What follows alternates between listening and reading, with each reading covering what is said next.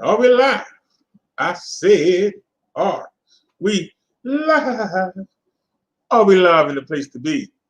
We chilling here on YouTube. I just want to know, are we live? All right, I think we are. Let's find out. Press that one little button. Yes, we are live. All right. We're a little late, but we live. Yeah, it ain't 10 o'clock late, so close to it. Let's get to it.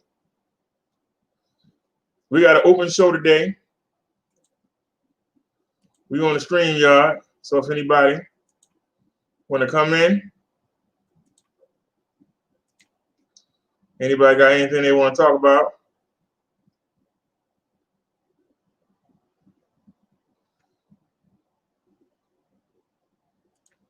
Wait a minute, YouTube rejected the link. Hold on a second. Copy the clipboard, copy, paste.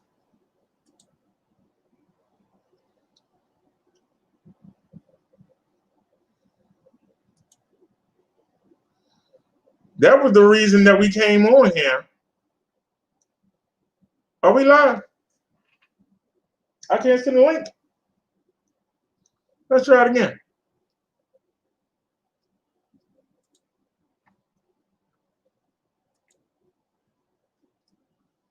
Nope, YouTube won't let me send a link. Oh well. I was trying to send a link for y'all to call in. If that's the case, we might as well go ahead back on the OBS. All right, there it is. I'll put it in again. All right. Like I said, other people on. So I expect nobody to be here, but it's all good. We still gonna put on a good show. I don't know why that's not showing up, but okay. There it is. There's the OBS. Share that, please. All right. Bring us back. All right, let's get started. Yeah, Rogero, the one man show. Yeah. New York ain't, Philly ain't, Detroit ain't, Big Moines. If you live in a city, then you know I'm right. Sleeping all day, doing shit all night. Yeah. I stand alone. I've been on my own for years. I shed no tears and worry about things that I can't control. I don't settle my goals and try to make it. Sometimes I can't take it. My haters are lined up, waiting for me to slip up, trip up, it's out up. But I keep trying. Like I'm free bird, I'm flying, never looking back. Like I see this X, I fit right on the track, I'm looking for credibility. But y'all are jealous of my virility. You won't let me in, so I'm fucking something like a heart cutting up like Jack of the Beanstalk. I'm stacking dough, you backing, so what? I don't give a fuck. It's me that will control me. So close wanna hold me down. Y'all ain't shit. These streets ain't shit. Now how you like me now? Yeah, New York ain't shit. Philly ain't shit. Detroit ain't shit. B-more ain't shit. If you're living in the city, then you know I'm right. Sleeping all day, doing shit all night. Yeah. I live with B-more most of my life. Growing up, I used to carry a knife. But another G pulled out a gun on me. So now I'm packing occasionally. I bother no one. Let me say it again. I ask with no one. So after me, you're right for me. I'ma call the gangster. No, I'm not a prankster. You're a pranker talk shit, but can't black it up. I don't think so. You'll know when I put my hands around your throat, bitch. I hustle when I get with a dime. When I ain't trying to do no time. Legally is how I get mine. I don't follow friends. I don't follow with them. My friends are on a citizen. They provide good alibi, so I know I'm never fried. Street level cash, I ask with. But street level trash ain't shit. Yo, New York ain't shit. Philly ain't shit. Detroit ain't shit. B-more ain't shit. If you're living in the city, then you know I'm right. Sleeping all day, doing shit all night. Come on.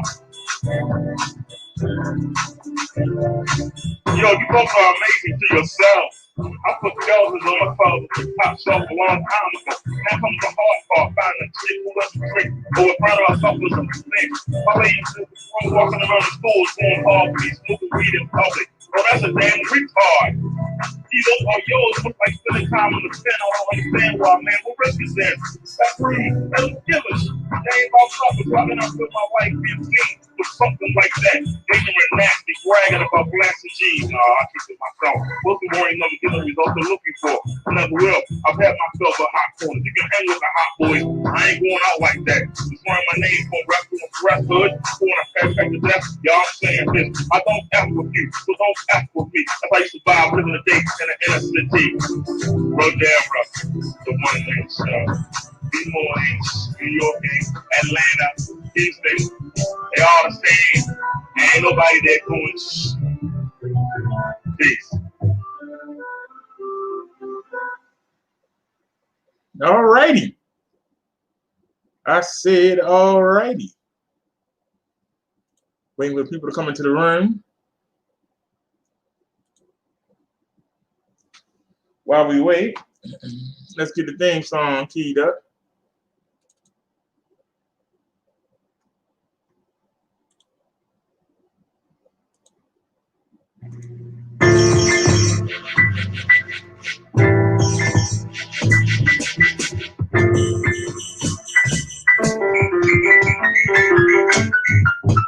Come on and hold me tight, but all you wanna do is fuss, argue and fight. Y'all ain't right. All I wanna do is hold you tight, but all you wanna do is fuss, argue and fight. See, I can't help you out with that, but check this out. Take it easy and take it slow. Welcome to the BD Show. Take it easy and take it slow, and welcome to a brother now. You other YouTubers, y'all straight greasy. Your whack beef videos sound cheesy. Please, somebody release me. Take it easy and take it slow. Welcome to the BD Show. Take it easy and take it slow, and welcome to the brother now. I ain't stressing. I'm here to teach a lesson. I ain't stressing. I'm here to teach a lesson. I ain't stressing. I'm here to teach a lesson. Keeping you other YouTubers out there guessing. So take it easy and take it slow. And welcome to the BD Show. Take it easy and take it slow. And welcome to the brother now.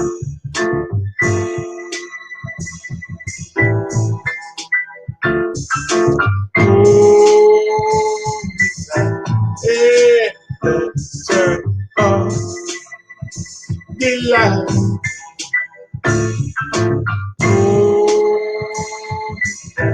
Hey, turn on the light. Don't turn off the light. But take it easy and take it slow. Welcome to the BD Show. Take it easy and take it slow, and welcome to the brother now.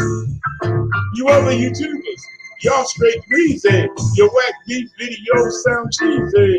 Please, somebody call Jesus. Take it easy and take it slow, and welcome to the BD Show. Take it easy and take it slow, and welcome to the brother now.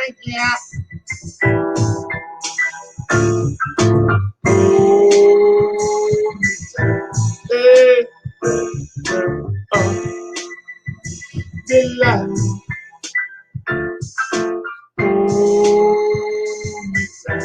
Hey, turn on the light.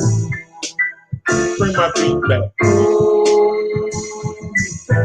Hey, turn on the light. Don't turn off the light.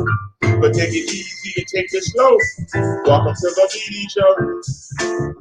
Take it easy and take it slow, and welcome to the brother now. You other YouTubers, y'all straight greasy. Your whack beef videos sound cheesy. Please, somebody release me. Take it easy and take it slow. Welcome to the BD Show. Take it easy and take it slow. Welcome to the Minister Brother Derek Show. We got an open show today, y'all. Whatever you want to talk about, just keep it clean. Because we already know I just checked my YouTube suggested list, and everybody's talking about the same thing. How you doing, the driver? I see you in the chat. Everybody talking about the same thing. So let's go ahead and get it out the way. Let's go ahead and get it out the way. We already know we're going to talk about Sugar Shade and TS. So come on. Apparently, the receipt that she gave was something that you get off Google. And I believe that she got found out and that she actually used that for a receipt. So everybody knows she lying.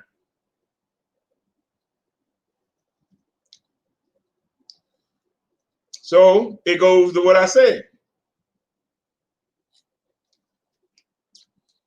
She used this to get clout, to get views, to get donations. Because somebody sent me a link about an hour ago, and she's live. She got about 100-something people over there. So it worked.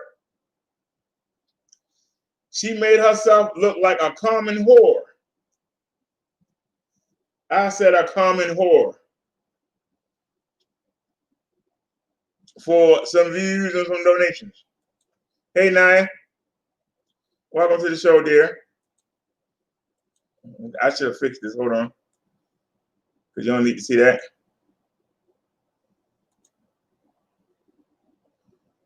But I'll leave the animation up. Because they only let us do 720, so it ain't nothing. But so come on. What am I talking about? I'm talking about Sugar Shade, Shia. Is it Shay or Shia? She said that Tommy Sotomayor gave her an STD. She said that Tommy Sotomayor gave her the clap. No. Get a hand clap. Can I get a hand clap? Get a hand clap. She said that Tommy gave her the clap. And it's been all over YouTube the past couple weeks. And everybody today was on. The woman in Atlanta was on. 10 people in a daggone panel. Everybody talking about it. She's on now. I want to know, why do we care about who's sleeping with who? Seriously. Why do we care? Why do you care?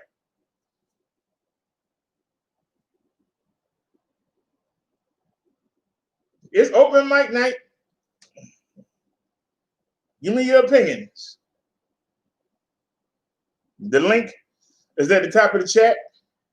We on stream, y'all, today. If anybody want to call in, somebody come explain to me, why do we care about who somebody's sleeping with? They ain't married. They ain't supposed to be sleeping together at all. So why do they deserve any kind of attention? They deserve shame.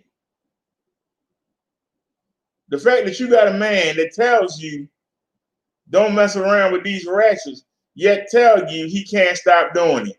And y'all watch that man. That let me know you're retarded. I'm calling you out. That let me know there's something wrong with you. The man is telling you not to do what he does. You know, do what I say, not what I do. No, it's supposed to be the other way around. Do as I do as I say. I'm an example. Tony says Chrissy making thousands of dollars off this nonsense. I agree, and it seems like everybody else joining in. I say, hey, we might as well join in too. What the hell? We might as well join in on the action too. I got links ready to go. But since everybody talking about this, that's all y'all want to talk about. Well, let's talk about it.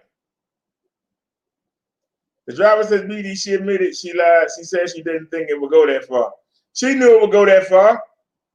It's a lot of people that don't like Sister Mayor. There are people who are making YouTube careers off the people that don't like Sissy Mayo. I can give you a whole list of names. But you already know who they are. All they do is say, "Hey, he was in the shower with his daughter. He flashed his daughter. He got 2 daughters. And the light-skinned kid is too. And he got 2 babies he ain't accounted for." Y'all sit there and talk about that all day. And just go from channel to channel with the same jibber jabber. They ain't your kids. You ain't taking care of them. Why do you care? I'm just asking. Yeah, she lied about the whole thing.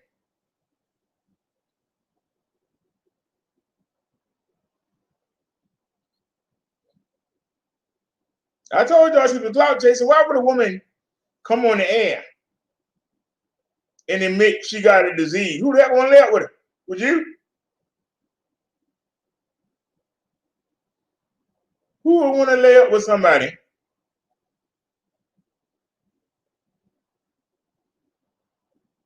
that got a disease?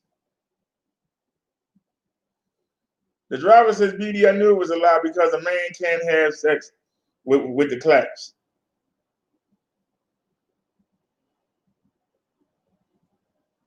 It's not really even an issue because it's none of our business. But she made it everybody's business by coming online. And see, Tommy don't mind because it draws up his name and it brings people to come watch him because they want to see what he gonna say back.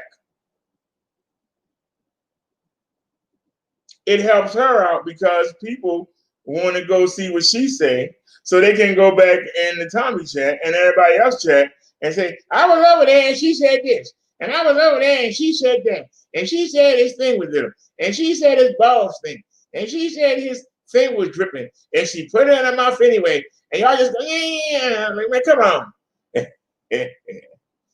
Now it says, when Tony says, "F up if she lied. I hate Chrissy with a passion. These dames nowadays, they need to cover up." Naya says, "Sounds like more stage content for viewers." The driver says, "BD, he got so many donations off of this." I know he did.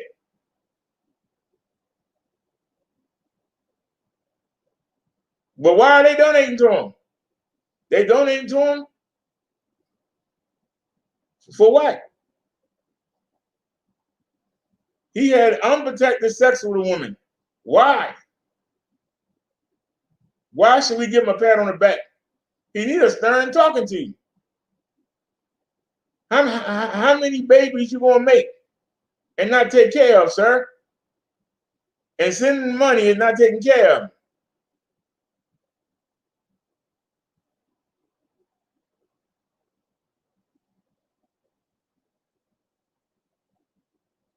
He would think that sending money take care. I don't take care of no babies. That's because you send them money. They ain't got no father. They gonna go ratchet.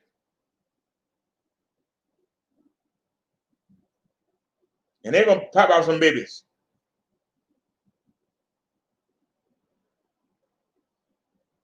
Because you ain't there.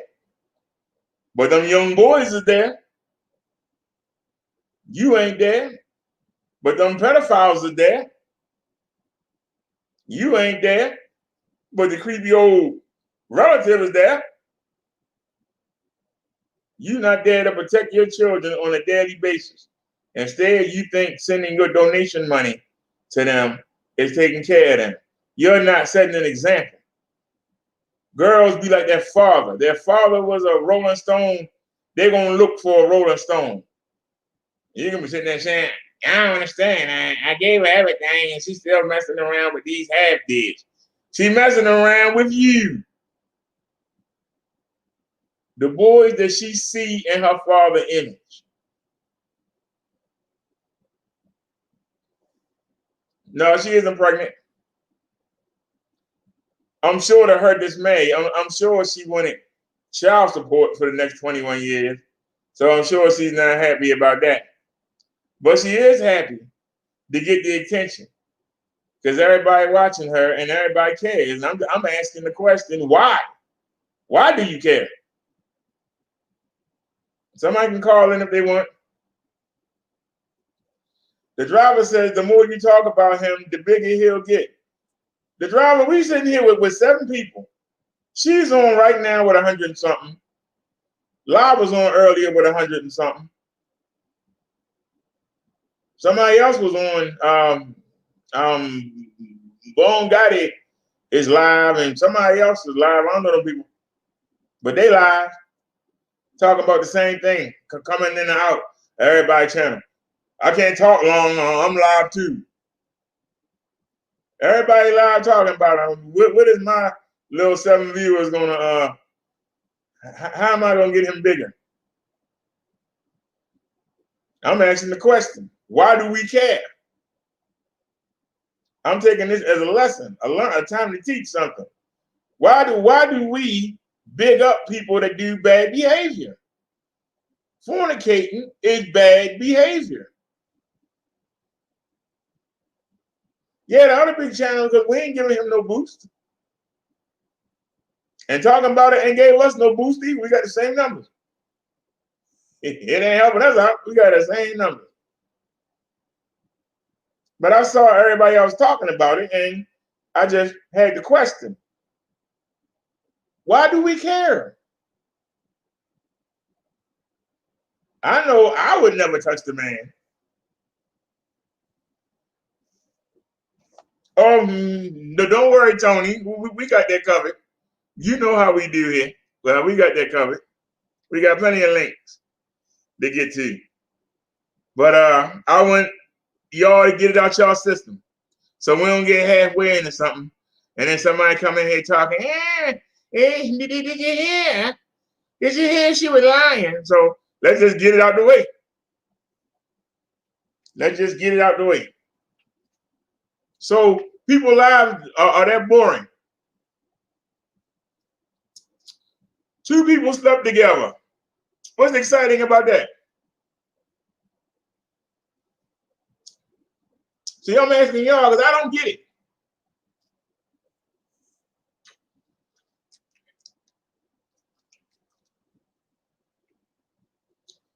I looked around the net before I came on.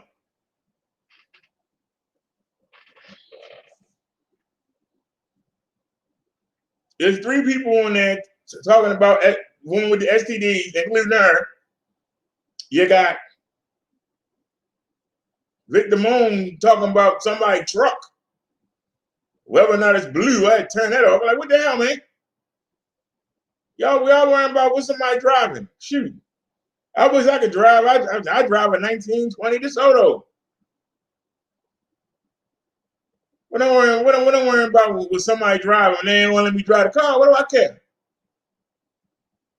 The driver says they never had sex. Oh, they lied about everything?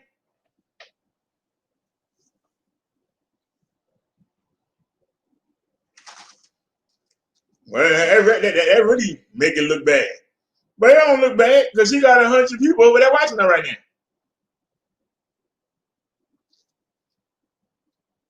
So y'all know the woman lied. And yet you still over there supporting her.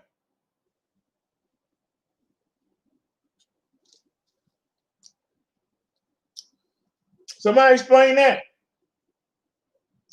If you know she lied, why are people over there supporting it? These are the questions that I'm asking. Why would you support a liar? You believe that Chucky got run off the Twitch, he and came back, and back at the same position he was at before he left. How?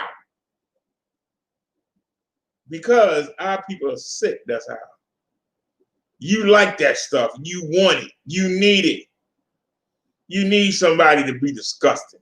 You need somebody to be a mess. It make you feel good about yourself. And I'm going to make fun of that person, so I feel better. I feel better about my life now. Because guess what? Everybody ain't on my life, but they on him, so I'm going to get on them too. The driver says, BD, have you been following the George Floyd case? They are close to dropping charges.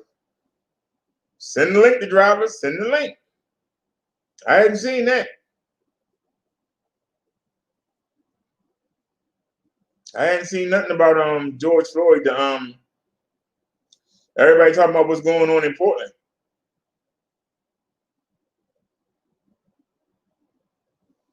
You know, Donald Trump had the nerve to brag that since he sent the National Guard, I thought the National Guard was the state militia, but he claims he sent the National Guard. There ain't been no problems in Kenosha since I sent the National Guard in. You think the people was going to beat up the National Guard? How dumb do you sound? You really think the people were going to beat up the National Guard? I mean, I don't understand the logic. We supposed to give you a pat on the back because you keep saying the same thing. These Democrat-run states, you are the president. Get your people to go in there and find out what's wrong with these Democratic states.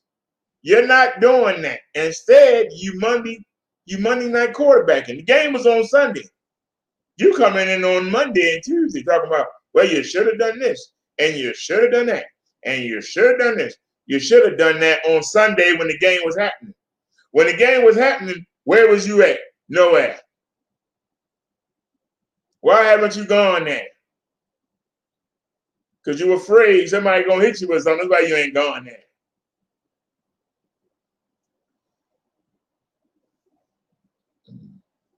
Tony said dropping the charges. Wow, it's all in the playbook. Tony says we're going to have the UN patrolling on our streets. If y'all keep messing around with Trump, I'm going to call him out.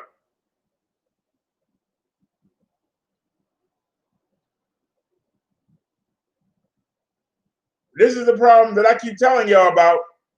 And y'all act like you don't hear me. I tell you every day, and you act like you don't hear me. I told you it's something wrong with people's minds. Because I'm going to tell you, and it's going to come true, and I'm going to keep saying it till it does come true. It's going to come out. All the people that's so shocked. He shot a man in the back 7 times. By the time the trial come around, because this is a problem with people, especially white people. They start rationalizing. Well, if he hadn't been trying to get in the car, then he deserved to get shot, and his kids is in the car, and he shouldn't have got in the car if the kids was in there. Watch that's gonna come up.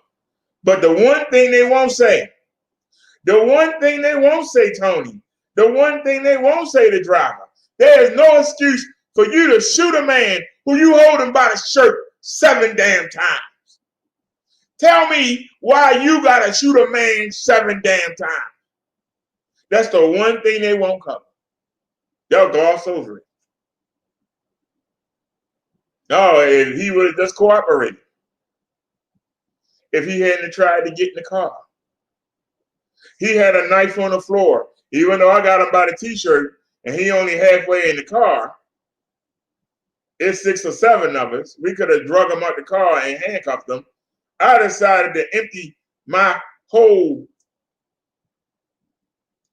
magazine in him. Many as I could fire. Pat, pat, pat, pat, pat.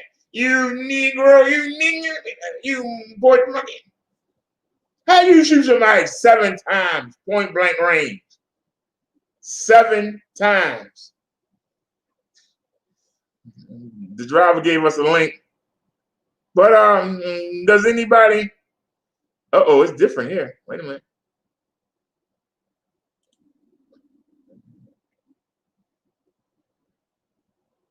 So it's not letting me copy the link.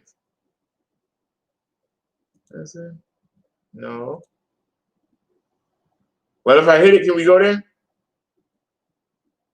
It just shows it.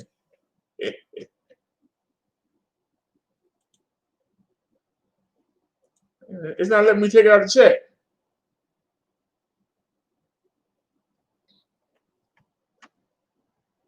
All right, let's try something different then. Hold on, go back up.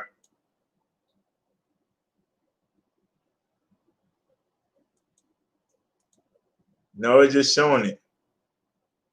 Does anybody know how to grab a link? Hey, the driver, send it to my email. I'm typing in the chat now. Told you, man, you need to get on the Hangouts.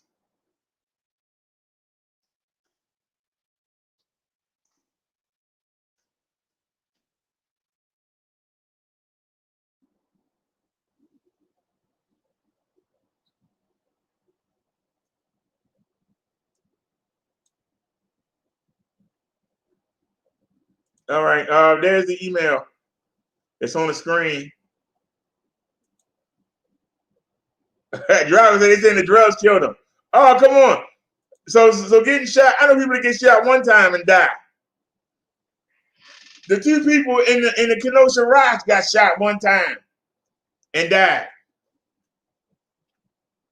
They shot that man 7 times, point blank range. You can't excuse that. You can't.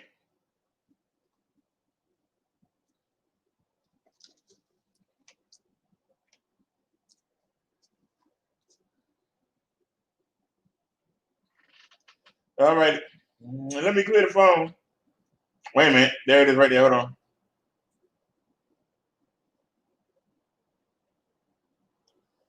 Hold on a second, yeah.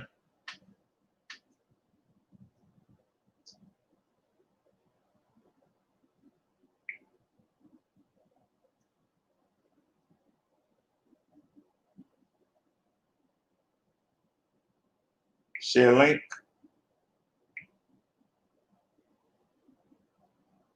All right. Since you're here, I'm going to send it to Naya.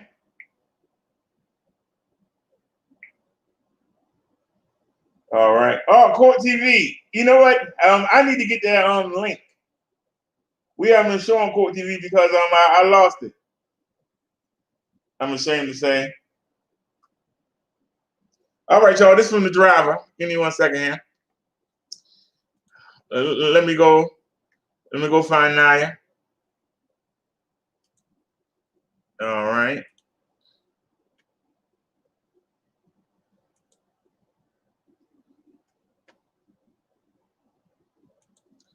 Are they trying for a dismissal? I think we did play that. But hold on. Let me open a new window.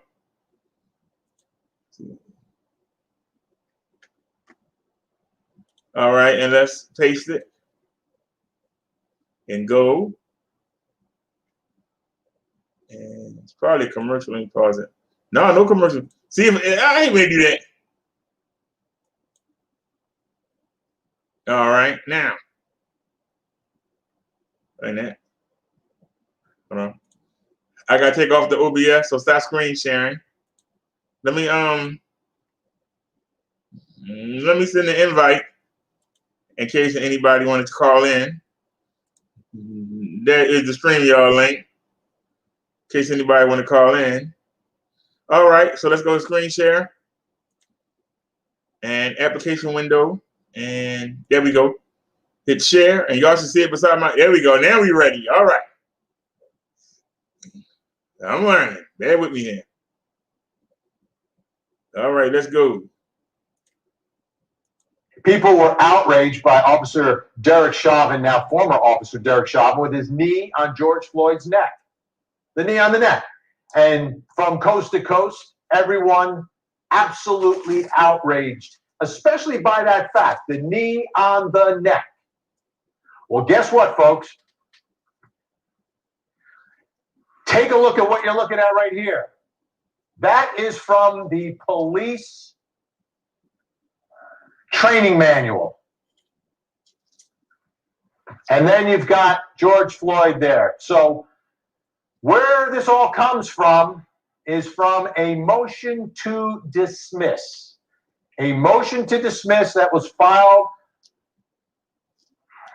by Derek Chauvin's attorneys, saying that the knee on the neck is part of his training as a Minneapolis police officer.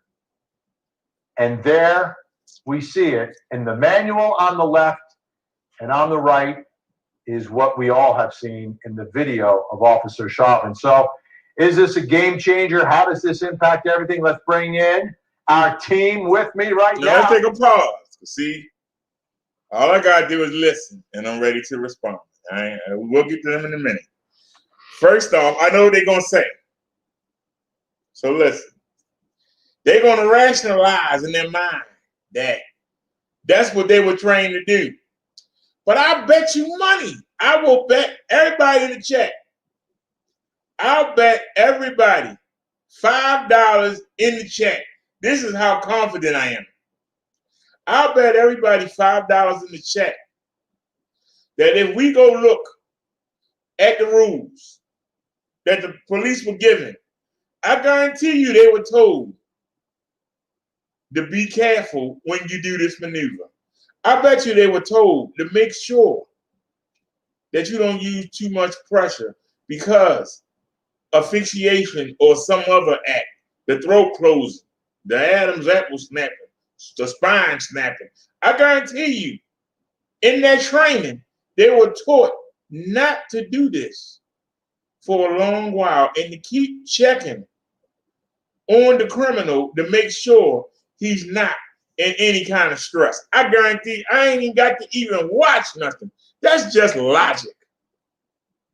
The police department wouldn't just say, hey, put the knee on the neck till he die. I guarantee you. And that's going to kill what the lawyers are saying. Because I guarantee you, in that book, that handbook, whatever training program it is, I guarantee you there's a warning. Let me check the chat before we all continue on. Anybody have any comments on that? Anybody have any comments?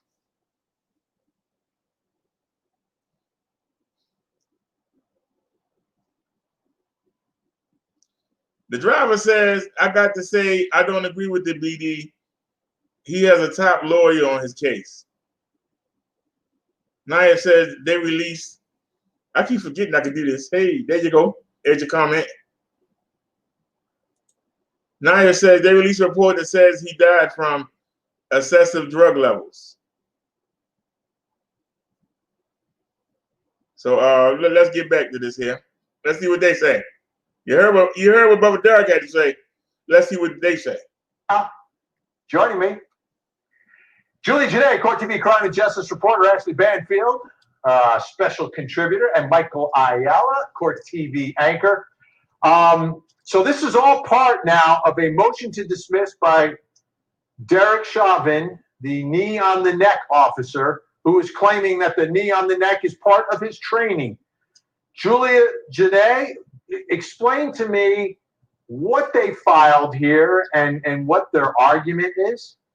This is a motion to dismiss. Derek Chauvin is arguing or attacking the probable cause in this case, saying that the state doesn't have enough evidence for this to even go forward, hoping that the judge will rule in his favor at the September 11th hearing that is upcoming, making these arguments. And it's similar to some of the arguments that we've seen from the other officers in this case, True Tao, Jay King, and Thomas Lane, who have also filed their motion to dismiss. But this one, he is focusing on his conduct. These other officers distanced themselves from his conduct, but he talks about his knee being on George Floyd's neck. And here's some takeaways from that document. He highlights that there was no bruising, no damage to the neck structure of George Floyd. And that's something that they are relying on based on the autopsy report. They're also saying that the 2018 training materials that show what the protocol is for the Minneapolis Police Department, that authorizes a knee on the neck in certain situations, even saying that Chauvin was calm and professional throughout this situation, throughout this incident, and of course making those arguments trying to minimize the impact of his knee on George Floyd's neck. So in that motion to dismiss, a lot of different factors, a lot of different arguments being made by this officer in advance of that hearing that's upcoming. Yeah, but this one is absolutely shocking. I mean, this is what the whole story is about. This is what outraged millions and millions of people. This is what caused the protest. It was the knee on the neck.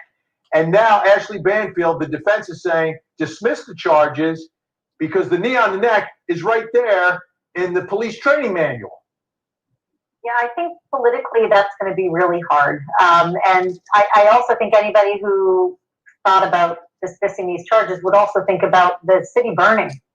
because I don't think that the public knows enough about all the arcanity of this case, and they need to know it. I think, like in any case, it's never how it automatically looks in the headline, and this is one of those cases. I think this is pretty strong stuff. What people will say, though, is when they see the snippet of video that has been played over and over in the news, they'll think, but how can any officer, any human being be so callous? The man was clearly pleading, I can't breathe, please, please, please. You're right, he was. But a jury would see the entire 40-minute tape in which he was saying the same thing 40 minutes prior while he was standing upright, and there was nobody putting any pressure on him at all. So the officers, once a jury and anybody else who cares to actually look at all of the tape, not just a 9-minute or 10-minute piece, once you see it all, you'll start to realize, okay, he's actually been saying those words over and over again before he was ever prone. So they had heard that before. And if that's what their argument is that we were doing exactly what we're supposed to do in training, and no, we weren't being callous because he had already been saying, I can't breathe, even when we weren't, pinning him down, then they might have a pretty good argument to make, even in front of a jury that's inflamed by all of the coverage. And I gotta say, inflamed is putting it mildly. I mean, I heard a presidential candidate the other night say this was a murder. I've heard governors call this a murder. And I learned many, many years ago, it isn't a murder until a jury says so. And that's inexcusable to actually indict people before they've had a fair defense. I think John Adams would be the first person to say that. Michael Ayala, you look at the training manual that they're going to be able to put in front of this jury and say, yeah, this is part of the training. This is part of what you are supposed to do. How powerful is it? Vinny, and you know this, if you've done enough of these cases, you look at the paperwork, and these cases begin to magically appear before your eyes. It's like Beethoven. He would start playing, and these symphonies would show up. When I read through this paperwork, because that's what we do here at Court TV, right? We go through the minutia.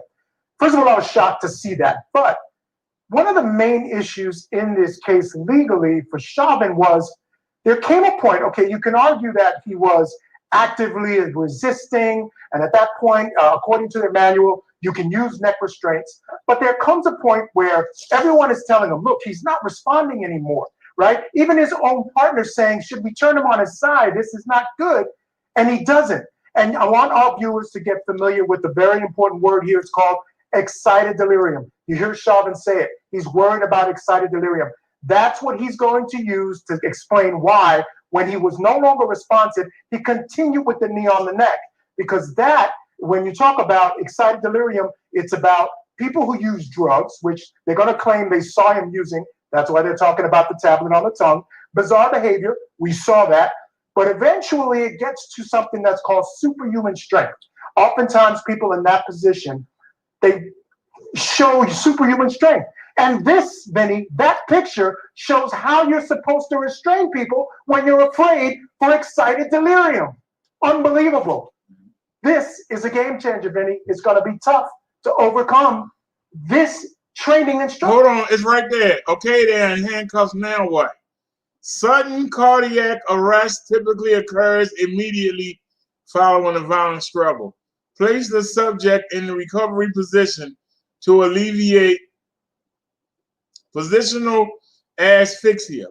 Once in handcuffs, get EMS on the scene quickly to monitor and transport. Sound a transport hold on these individuals. Make a CIC report. So they are warning that a sudden cardiac arrest typically occurs immediately following a violent struggle. Place the subject in a recovery position to alleviate positional asphyxia. Once in handcuffs, get EMS on the scene quickly to monitor and transport. They didn't do neither.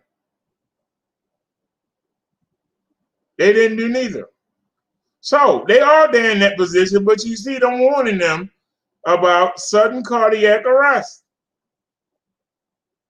You see them saying, put them in the recovery position to alleviate positional asphyxia. You watch that man die of asphyxia.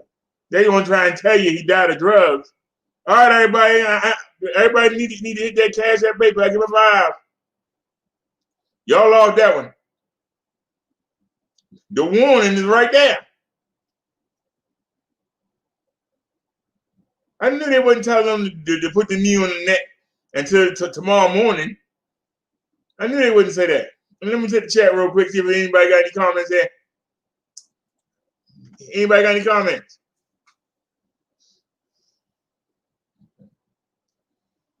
The driver says, Naya says, if it's the case, why did his fellow officers question him? The driver says, BD, do you think that's what he was instructed to do? The driver says, if so, they're blaming on the academy. And the driver said they would give the family money and try to cover it up. That's what they always try to do, give you a couple dollars. But it said right there, they had the picture, and you saw on the side. I read each one to you. They didn't do nothing that they said to do. Now, they called the ambulance, they said. One of the cops even asked, shouldn't we turn him over? That is right there in the daggone handbook. He wouldn't do it.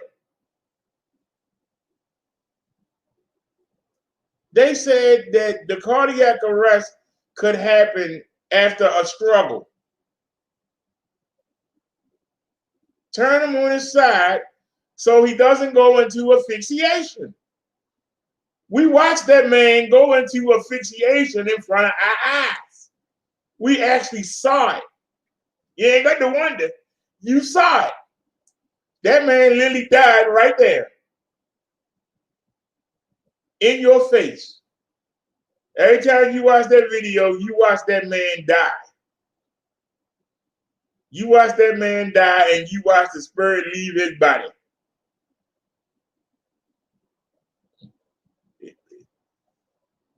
The driver says, I'm sorry, I couldn't take the money.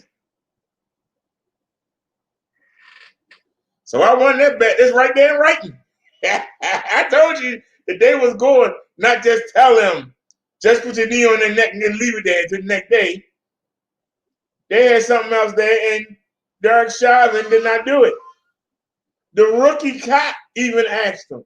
And chances are he was a rookie. He would remember the handbook more than a veteran like Chauvin would. The same way, if you got somebody that took the driving test 2 years ago, you got somebody that's been driving for 20 years.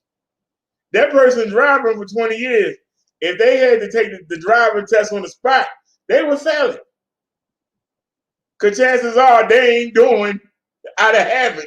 They not doing what they learned 20 years ago. They doing what they do, you know. You know you're supposed to do the speed limit. We all do 5 or 7 above it, you know. You know you ain't supposed to make a U-turn, but we do it. And we'll take the test. Yeah, I do it all the time. And wrong. Like, what? I've been wrong all the time. So, Chauvin probably forgot. He probably forgot that. But the younger one that came out the academy 2 years before, he remembered. And he told Chauvin, shouldn't we turn him over?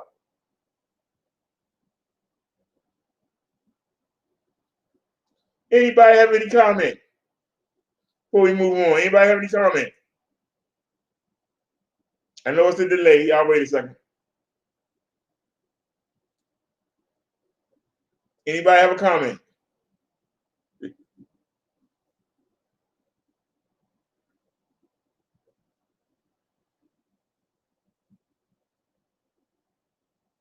All right, let's move on. Get back to it here.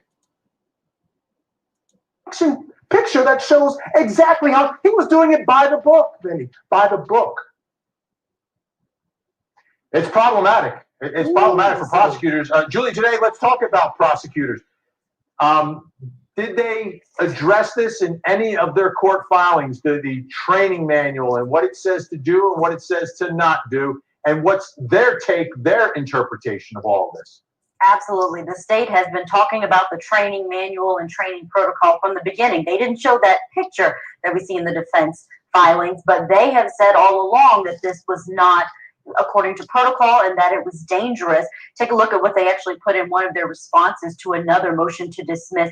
They said that officers are also trained to employ a neck restraint, and that is defined by compressing both sides of the neck, either with a person's arm or leg, but that they can only do that when the person is not passively resisting. When they are passively resisting, that is not a situation, according to the training manual, where that kind of restraint can be used. When they are, when it is a higher level of resisting, where the person is actually trying to take over control of the officer, they are actively resisting, that is the only time they are able to use that maximum restraint. So restraint and resistance are going to be the two key words that these parties are going to have to bring in their supporting evidence to show what George Floyd's level of resistance was and what these officers' level of restraint was during this incident.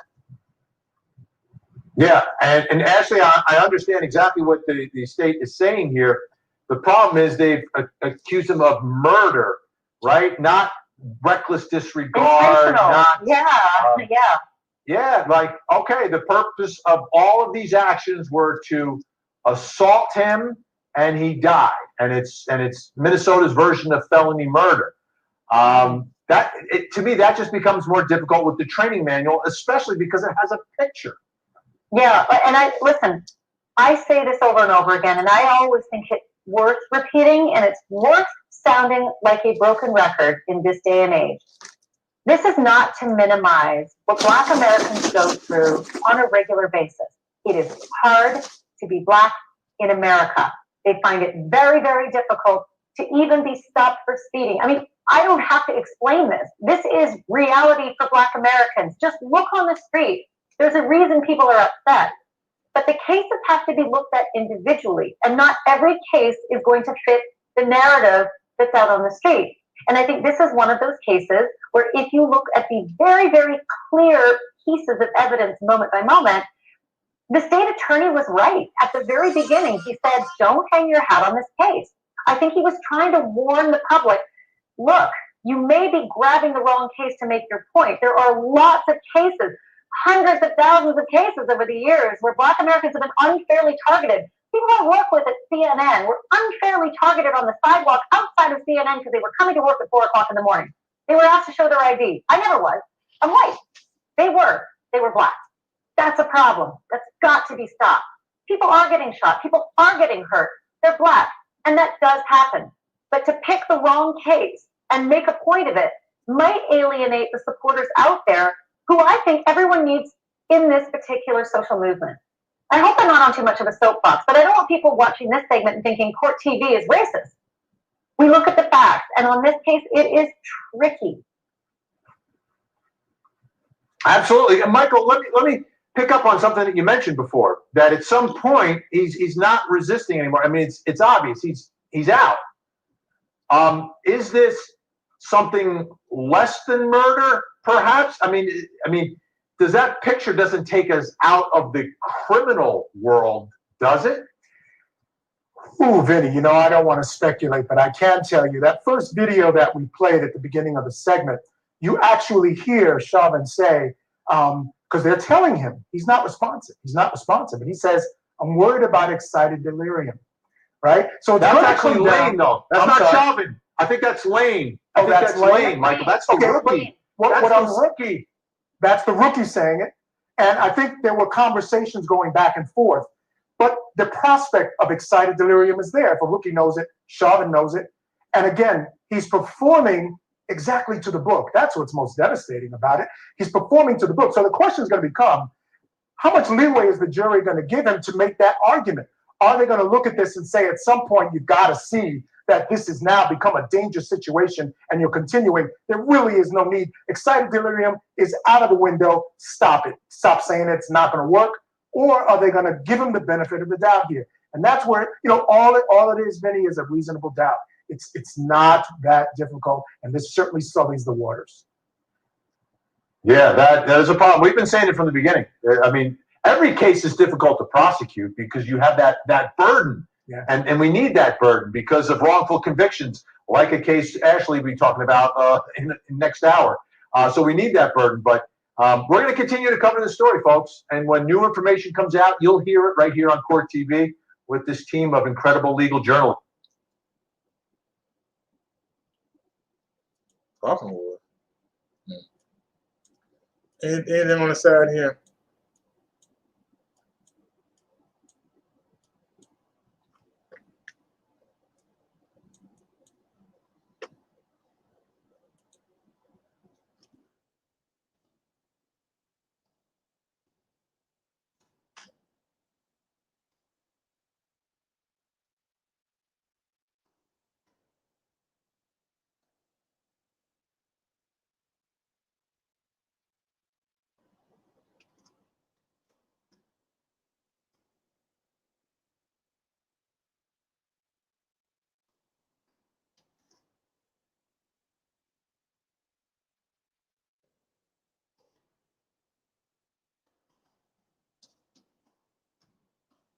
Hold on, y'all. I'm typing.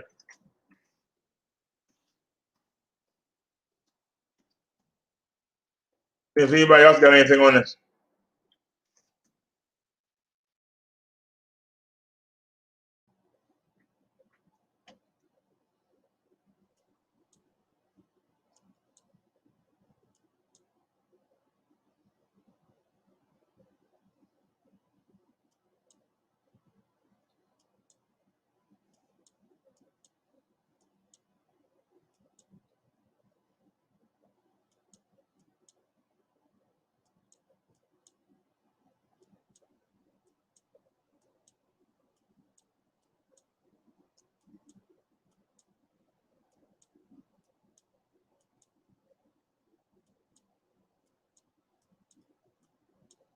I'm looking.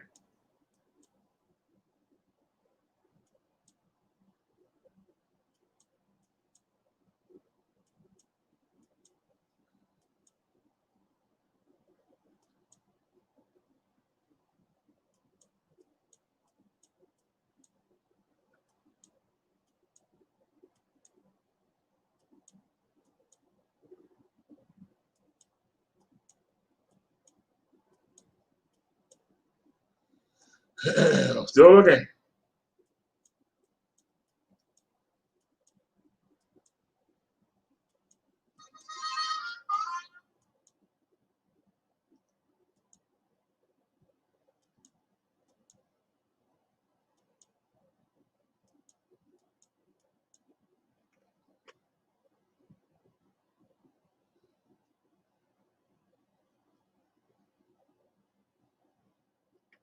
That's not George Floyd. Nobody else got an article on it?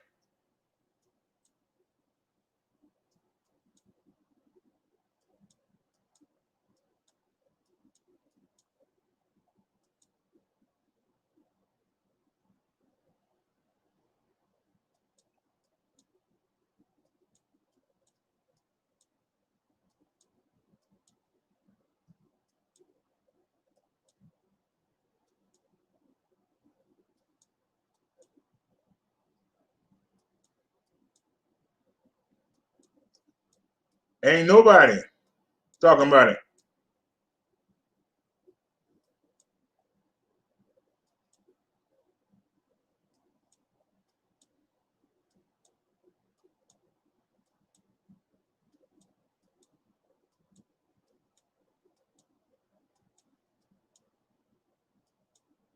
It say you make a court appearance, but it don't say nobody talking about it.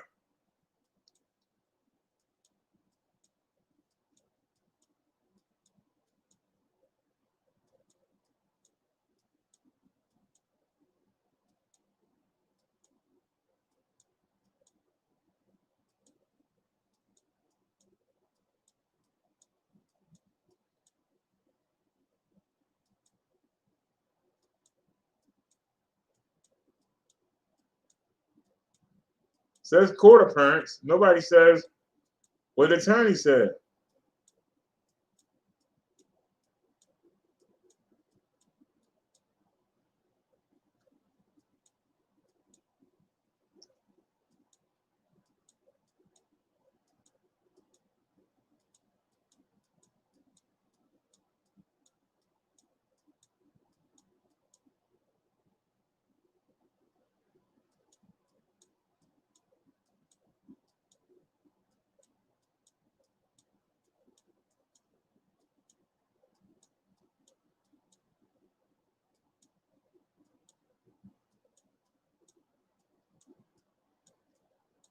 All right, I'm not gonna hold the show up, but we're not gonna hold the show up. Wait, ain't nobody. If somebody can find a link, I'd appreciate it. I appreciate it if somebody can find a link. Let me come back and talk to y'all. I can't find nothing, y'all.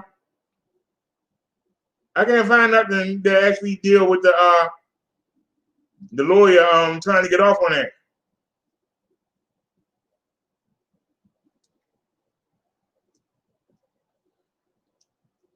The driver, you got to email it to me.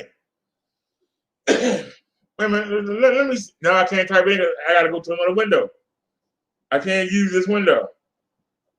And there's no way to copy it. Nope, there's no way to copy it. Can I copy it off here? Nope. Did the driver send another email? No.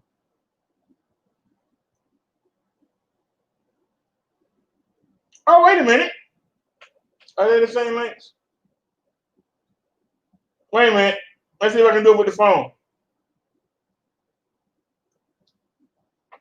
Wait a minute. Share. Hangouts. I said Hangouts. What happened here? Hold on. Hope I didn't lose it. What are you doing?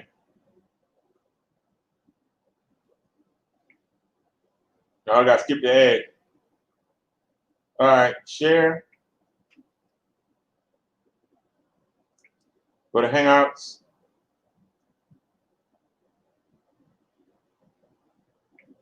Go to Naya.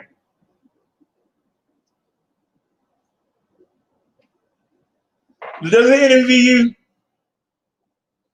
VGB. I already got it. Hey, it went the first time. You just didn't go in.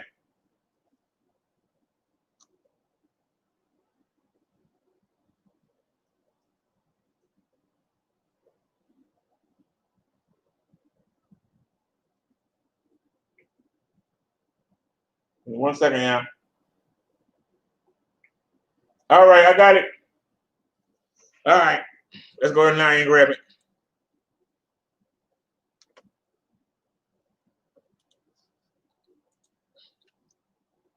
Sometimes we all need a little help.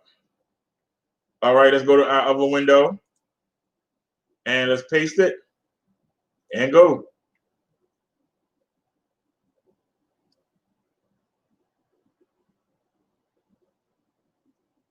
Good day, Crime Talk aficionados. This is Scott Reich from Crime Talk. Thanks for watching. First on the docket today, former officer Derek Chauvin wants his charges dismissed.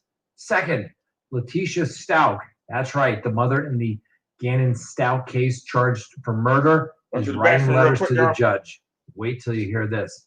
Third, a man has been freed after 44 years in prison for a crime he did not commit. Fourth, a school teacher and nationally known President Abraham Lincoln impersonator has been arrested. And for guess what? Next, our cold case of the day. And finally, our dumb criminal contestant winner from last week and our new contestant for the dumb criminal of the day. Let's talk about it.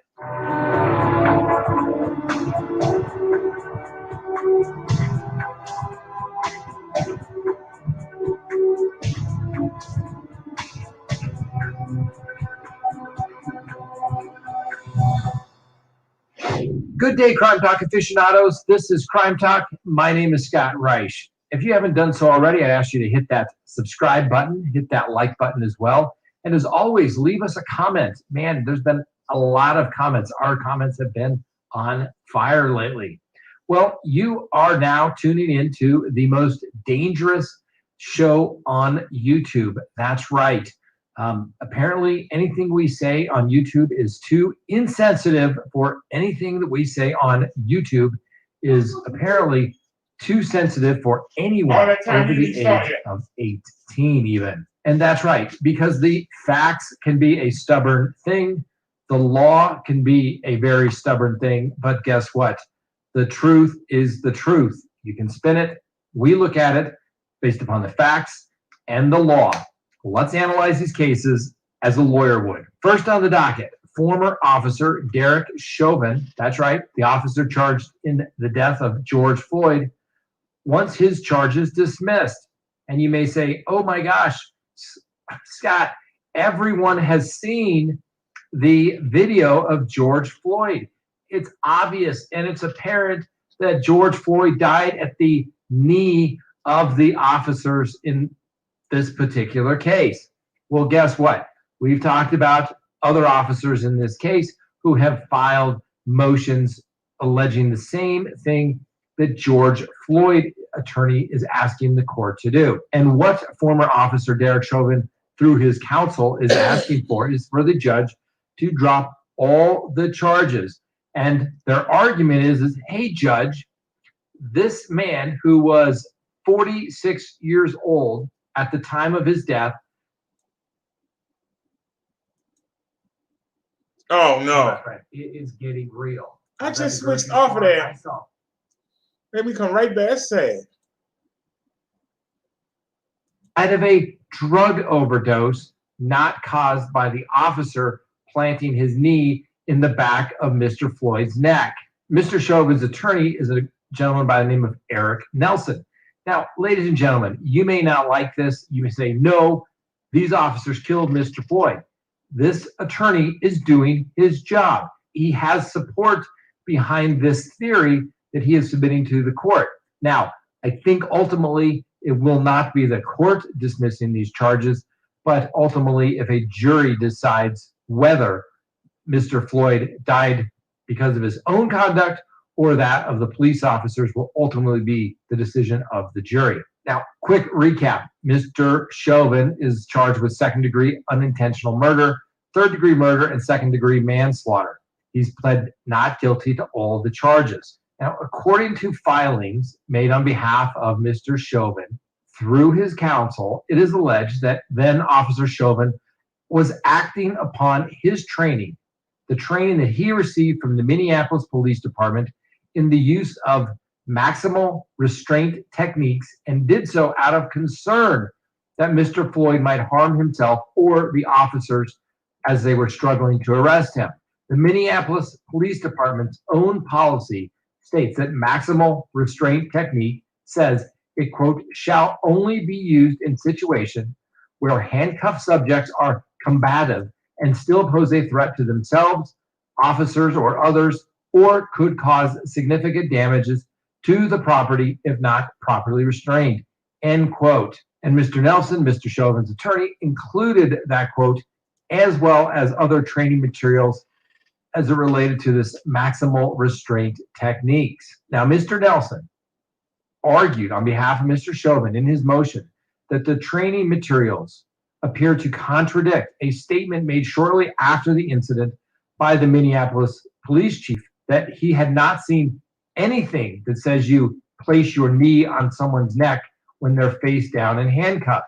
And Mr. Chauvin's conduct basically states is that any risk created by Mr. Chauvin conduct lies largely with those who train the Minneapolis Police Department officers and those who approve such training, and not Mr. Chauvin, since he was just following his training. Now, where this is really going to get exciting is that Mr. Nelson, on behalf of Mr. Chauvin, also cited the autopsy conducted on Mr. George Floyd that found that fentanyl and methamphetamine in Mr.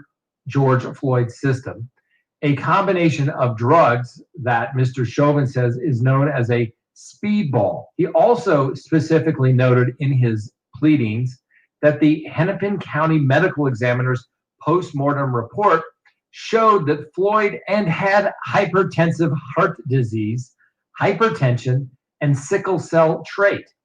Floyd also purportedly told the officers that he had contracted COVID-19 and was still positive for the virus at the time of his death, which was confirmed during the autopsy. Mr. Chauvin's attorney states simply, Mr. Floyd could not breathe because he had ingested a lethal dose of fentanyl and possibly a speedball.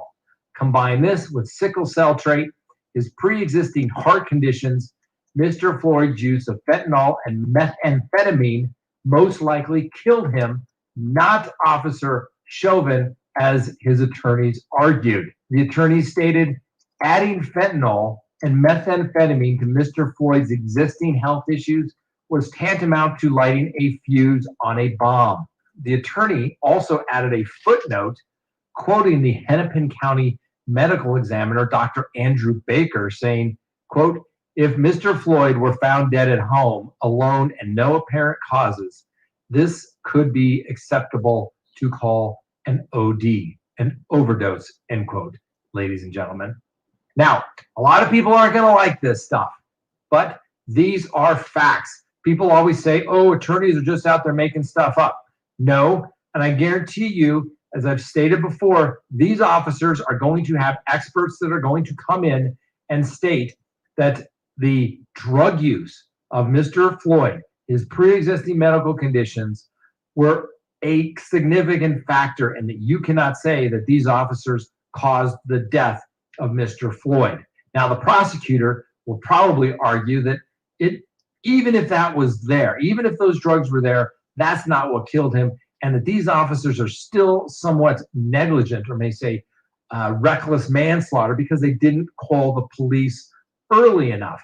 Now, the problem with that particular argument is that the prosecutor has locked themselves in based upon all the hype of this particular case early on, saying that these officers actually killed Mr. Floyd. Now, we know the family of Mr. Floyd, through his attorneys, brought in some heavy-duty pathologists to say that it was a homicide, which completely contradicted the official medical examiner's version. The medical examiner ultimately did modify his position a little bit, stating it was in fact a homicide, but the reality of it is this will be a battle of the experts, and a jury is going to have to decide whether Mr. Floyd was killed or whether Mr. Floyd was somewhat at fault based upon his drug use in this particular case. Taking fentanyl would certainly cause one to breathe. And as you may recall, the video from the body cams that were released showed that Mr. Floyd was complaining about not being able to breathe prior to ever being placed in the car or on the ground. I'm sure the defense attorneys are going to argue that was a symptom of the fentanyl use, and that is what is responsible for the death of Mr. There's a protein shake. Floyd. And the prosecutors, in response to the motion that was filed, stated that they're going to seek an upward sentencing departure from state judicial guidelines if the defendants are found guilty. That trial is currently scheduled for March of 2021. We'll see how that goes, whether it proceeds or not, since many states are on limited schedules as it relates to the COVID-19. Now, y'all know people gonna Other forget. officers have made the same argument that Mr. Chauvin has in this particular situation. Their position is basically that they were actually acting in Mr. Floyd's best interest because he was acting erratically, resisting arrest, and they were concerned that he was going to injure himself by falling or hitting his head on the sidewalk or being struck by oncoming vehicles, or even injuring himself in the squad car. Mr. Chauvin is also stating that he was clearly being cautious about the amount of pressure he used to restrain Mr. Floyd, and he actually pointed out in the video where he was able to raise his head several times while he was prone on the ground. I assure you, the attorney, although he's probably watched these videos hundreds of times, they have expert witnesses, and these are laying out the arguments that the experts were going to make at trial. I believe the judge will ultimately say these are questions of fact that need to be decided by a jury. Either way, that argument is going to upset somebody. Can you imagine if a judge were to throw out those charges? I don't think that any judge has the chutzpah to throw out those charges and leave it to a jury. And then a jury is going to have to decide. And oftentimes jurors are under a lot of pressure Sugar's from gonna what make it would strong. happen in the community.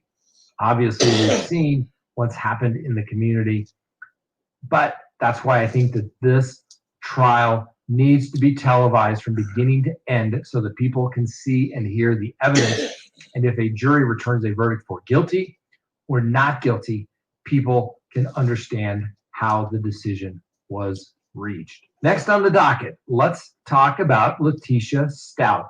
That's right. For those of you who don't recall, Letitia Stout is alleged to have murdered her 11-year-old stepson, Gannon Stout. And she has been writing letters. That's right. Let me tell you, what is the most terrifying thing that can take place for a criminal defense attorney is when you get an email or some sort of notification from the court that your client is writing the judge. Particularly alarming is the fact that when your client still is waiting for competency to be resolved by medical professionals. Why is this terrifying? Because anything written in those letters is considered an admission and can be used against the client in any way. Now, sometimes it's not bad when you have a client that you think is not competent to proceed, because the letters oftentimes come across as very delusional, completely erratic, and really just are tantamount to gibberish, which only confirms everyone's belief that the client may be in fact not competent to proceed. But in the letters, and you can take a look at these letters here that she has written, Ms. Stout goes on to claim that, first of all, she's had limited access to her attorneys since she's been in custody, only actually meeting with them in person rather rarely and no more than 3 times. The first thing a judge will tell any defendant is, I have no authority on how to tell the sheriff's office to run their jail. If those precautions are in place, if the public defender's office isn't sending their attorneys to the jail to meet in public, what can you do? You can't. You have to accommodate them the best you can. Ms. Stout also is complaining that she's been abused in transport, which includes injuries to her ribs, her head and ankles, as well as bleeding and a loss of feeling in her hand several times. Now, these all may have resulted from the fact that they probably clamp her down a little tighter in those cuffs than maybe they would. But as you may recall, Ms. Stout allegedly tried to escape when she was being extradited back from South Carolina, and they actually had to stop in Kansas and keep her overnight because of her Houdini attempt in trying to escape. Ms. Stout also complains that she is being threatened by other inmates, and in fact, she received various threats in her peanut butter because she provided evidence of not only her innocence, but evidence that will show through her private investigators that she is in fact truly innocent. She then goes on to theorize that there must be some sort of runner in the jail who has access to her food, and she's absolutely terrified as to what will happen next. I would have to say, well, Ms. Stout, obviously, we hope that everyone in the jail is treated humanely. However, we've talked about this before, there is a hierarchy of people in the jail. People being accused of murder can be high on the scale, unless, of course, it's against women and children. And here, Ms. Stout is obviously accused, and we'll give her the presumption of innocence as it relates to the death of Gannon Stout. But the prisoners in the jail may not necessarily be affording her that privilege. And it seems like Ms. Stout may not be making friends while she is in custody. Ms. Stout further goes on because she complains that she has not been able to successfully participate in her defense because of the COVID-19 and only gets 3 calls a week at the jail. Now, obviously, a defendant has a right to participate in their defense and to assist their counsel. That's actually imperative that the defendant be able to do that. These are all complaints that will fall on deaf ears with the court because it's not his job to make sure that she's getting enough visits and phone calls at the jail. Most likely, none of these issues will be heard until and if the competency evaluations are returned and there is a finding of competent or incompetent to proceed. I assure you, I bet Ms. Stout got a jail visit from her attorneys as soon as they received notice that she was writing letters to the judge.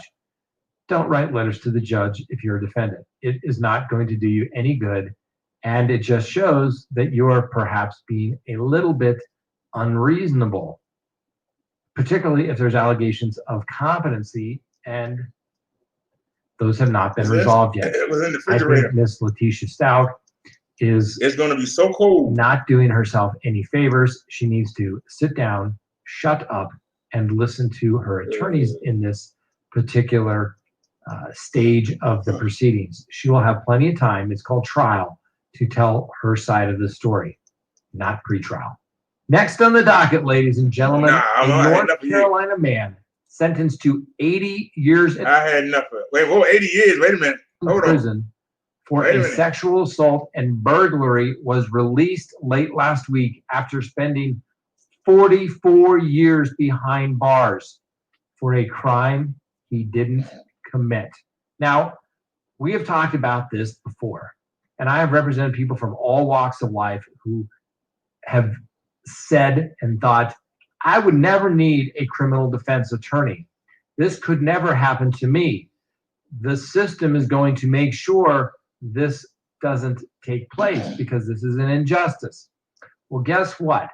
This gentleman spent 44 years in prison for a crime he didn't commit. Mr. Ronnie Long has always maintained his innocence, and that truth has finally come out. That's a long time to wait. And Mr. Long is now 64 years old. Now, the state of North Carolina finally admitted that it could no longer defend the case and asked the state court, after the federal appellate courts concluded that Mr. Long has had a series of injustices in his case. When Mr. Long received word from his wrongful conviction attorney, who was a Duke law professor, Mr. Long stated he originally couldn't believe it. He just kept saying, are you sure the state can't go back on their word? They're really going to stick with it? Because he's probably heard these promises long before. Mr. Long has no faith in the criminal justice system because he believes that it has failed him. This horror story for Mr. Long began in May of 1976, was accused of breaking into a home in Concord, North Carolina, and sexually assaulting a 54-year-old white woman by the name of Sarah Bost. Although there was no physical evidence tying Long to the scene, he was convicted by an all-white jury and given this 80-year sentence. After spending 30 years in prison and always maintaining his innocence, he finally learned that the Concord police investigators had tested more than a dozen pieces of evidence and had actually hidden the results of the evidence. So, ladies and gentlemen, we have talked about this before, all right? It's called Brady v. Maryland. The state prosecutors, the police, have a duty to turn over all information in a case. Particularly heavy is a duty of exculpatory evidence. Anything that would reduce the potential criminal responsibility to any defendant has to be turned over. You can't hide it if it's favorable to the defense. The bottom line, well, guess what? 43 fingerprints were found at the crime scene, and not a single one matched Mr. Long. Don't you think that would have been significant for the defense attorney to know and to cross-examine, to develop alternate suspects? You bet.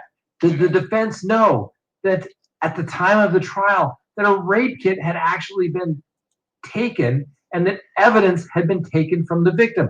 No, that did not happen. The prosecutors hid that. Did the defense know that there was a hair found at the crime scene that did not match Mr. Ronnie Long? No, that wasn't turned over. The prosecutors and the police hid that information. That, ladies and gentlemen, is not plain fair. Now, originally, when all of these post-conviction proceedings began, the state prosecutors, they kept arguing that even if any of that information or lack of evidence was turned over to the defense, it wouldn't change the outcome and that the verdict should stand. However, last week, the Fourth Circuit U.S. Court of Appeals ruled that Long's rights had been violated by a troubling and striking pattern of deliberate police suppression of material evidence. Guess what? The North Carolina Attorney General finally decided he could no longer, through his attorneys, justify with a straight face that Mr. Long received a fair trial or that he was in fact guilty of any crime. 44 years, ladies and gentlemen. That is an injustice for anyone. Now, over those 44 years, can you imagine, ladies and gentlemen, most of our viewers, mid 30s plus, think about it, being in prison for longer than you've actually been alive right now. It's one of the hardest things you have to explain to a client. Can you imagine Mr. Long, 20 years old, saying you got an 80-year sentence, good luck? You can't even fathom that. All the places, think of all the places that you have traveled to over the last 44 years. Think of all the people, all the things that you have done, family members, births, deaths, things that you've experienced that you never would have experienced if you were in prison for 44 years, let alone being an innocent man. A lot of states have adopted laws where people can be paid a certain amount of money if they have been wrongfully prosecuted and they are in fact innocent. North Carolina has a program. I'm not going to tell you that I know what the amount would be at this particular point, but Mr. Long should receive something from the state of North Carolina. And I think the bigger issue needs to be, who were the prosecutors? Who were the police officers involved in this particular And they need to situation? go to jail And if the statute of limitations for had not 44 run, years. or if perhaps they're not dead, given the fact that this was 44 years ago, they need to be 44 prosecuted. years. At a minimum, their names need to be put out for the public to know who was responsible for this man's wrongful incarceration. This, ladies and gentlemen, is an absolute tragedy. I hope Mr. Long gets a big check from the state of North Carolina. Let's take a quick break from this All right. docket. Now, what that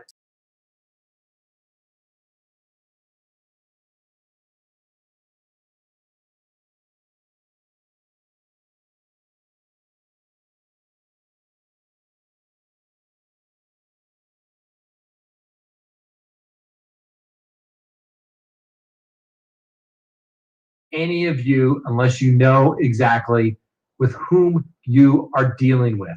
All right? Let's say you meet somebody on a dating app. Okay, I'm ready. Sounds legit, right? Guess what? 1 in 10 dating profiles are fake. Romance scam costs people hundreds of millions of dollars a year here in the United States. And guess what? Those scams where somebody's taking advantage of you are up 140% since 2018. Those dating scams cost people as much as $2,600 because of that other person's fraud. Find out with whom you are dealing with. It matters, okay? If you go to crimetalksearch.com, you can sign up for a background subscription service. Find out a person's true identity. Check that information through their social profiles, their phone number, their email addresses. Find out the person's real name, age, address, property records, criminal records if they exist. Do not become a victim, ladies and gentlemen. Go to crimetalksearch.com. Find out who you're going to be dealing with. Maybe you tell them, maybe we should just check. Bye. Sitting there putting me to sleep. But he has some good information on it. I ain't gonna hate on it. Good information. 44 years. That's a long time to be locked up. In Portland, tensions around protests, boy, they remain very high after a deadly shooting on Saturday night. Last night, police declared an unlawful assembly as a crowd of around 150 people gathered on East Burnside. It's at the building shared by police and Multnomah County Sheriff's Office. Some people in the crowd tried setting fires. They threw rocks at responding officers. At one point, we saw police charge the crowd and start taking people into custody. And this morning, police announcing they made 29 arrests, including 2 people who were armed with loaded handguns. Now, tensions are high across the city, as you can imagine, after a deadly shooting Saturday night. This happened as a caravan of Trump supporters clashed with counter-protesters. And as of this morning, there have been no arrests in that shooting case. There is speculation as to who was involved, but police have not released any names. KGW's Bryant Clerkley joining us live this morning from downtown with the latest on the case for us. Good morning, Bryant. Good morning, Nina. And authorities say that a man that was supporting a rally for President Trump was shot in the chest in this area and died at the scene. The victim has not been identified, but KGW spoke with Patriot Prayer leader Joey Gibson, who confirmed the man was a good friend and supporter of the group. Patriot Prayer is a right-wing group based out of Vancouver, Washington. The shooting followed a car rally in support of the president on Saturday, where hundreds drove through downtown with pro-Trump signs and American flags. There was quickly friction between them and counter-protesters. Trump supporters were seen using bear spray and paintball guns aimed at those on the street. Then just before 9 p.m., shots were fired and the man was killed. Detectives spent hours at the scene and are working to gather witness statements and video to build the case, but so far, no arrest. No arrest. A human being lost their life last night, and it's critical that everyone refrain from conjecture and allow us to gather the evidence and statements needed to hold the person who did this responsible for this heinous act. On social media, there's a lot of speculation about what led up to this and what happened, but authorities do not want people to make assumptions right now. And Brian, the governor is also kind of releasing her plan to end the violence. Tell us about that. Yes, that's right. Now, Governor Kate Brown says plans to send state troopers back into the city to assist police, and those troopers will be wearing body cameras. The governor is also asking Clackamas and Washington counties, along with the city of Gresham, to send officers to help. In addition, she says the FBI and U.S. Attorney's Office will commit more resources for criminal investigations. And finally, the Multnomah County Sheriff's Office will work to keep people facing violent charges in custody, and the district attorney will also prosecute serious crimes like arson and physical violence. All right, Brian Clerkley live downtown for us. Thank you. And we're going to have more on Saturday shooting throughout the show, including. All right, thank you. Thank you very much. I was grabbing another link.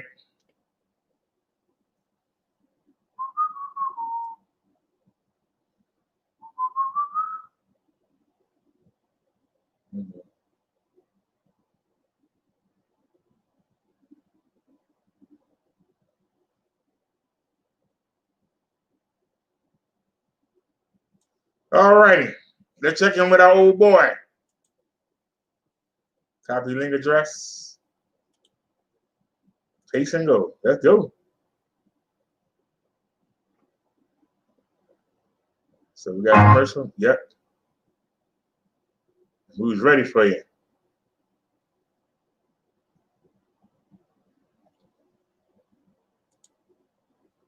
Get it. You could actually superimpose the images of that 17-year-old running around with an AR-15, indiscriminately shooting, running around scared, shooting, claiming to offer help, claiming that he could help people. You could show cities that are boarded up and shut down because of the pandemic, all of these scenes, and you could just play Donald Trump's inaugural address about American carnage. And you could actually, at the end of that, understand that Donald Trump was actually right about one thing, that there would be American carnage at the end of his 4 years as president of the United States. And when he gave that speech, crime was at a 50-year low. The economy was in the midst of its largest and longest economic rebound. Had been growing for 6 years straight. And you actually had Americans who believed that if they had pre-existing conditions, they would be able to be treated by doctors. All of that is at risk now. 180,000 people, almost 180,000 people have died. And Donald Trump last night, if you look at the images from last night, Donald Trump showed you again that when someone shows you who they are, believe them the first time. And when Donald Trump showed seniors that he didn't give a damn whether they lived or died in February, that's something they can still believe moving into September. When Donald Trump said America and its seniors didn't have to worry about the pandemic because it was just one person coming in from China in February, well, seniors can bet that he's still telling them he doesn't care whether they live or die when he holds an event like last night, as much as he cares about the stock market. When he says it will magically go away in February, that April will bring its cure, that hydroxychloroquine and disinfectants and UV lights will end this scourge. He's again telling senior citizens from Florida to Arizona, from Colorado to Maine, that he doesn't care about their life as much as he does the S&P. When he ignores his doctors, his White House officials, who warned him that 200,000 Americans, most of them seniors, would die. He told older Americans, by his acts, by his convention, by the scenes we saw last night, that he was less concerned about them dying alone than he was with the Dow Industrial Average. And when he tried to reopen schools last April, when he held super spreader events in Tulsa, and when he packed 1,000 maskless people under the White House lawn last night in an action that nobody else could do in America because it was so dangerous. That was an image that summarized better than anything else that he or anyone else inside or outside of the White House or even on the Biden campaign that could summarize his disregard for common sense, for his own doctor's medical advice, and for the lives of millions of seniors. Almost 180,000 Americans have died. Many more are going to die in the coming months. And when Donald Trump shows you that he doesn't give a damn whether you or your parent are one of those who die over the coming months, believe him. We'll be right back. We can never have a situation where things are going on as they are today. Thanks for checking out MSNBC on YouTube, and make sure you subscribe to stay up to date on the day's biggest stories. And you can click.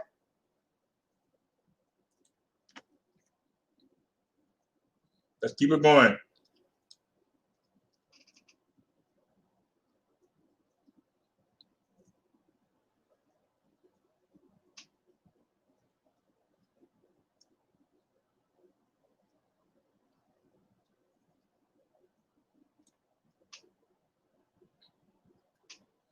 All right. Biden came out the bunker.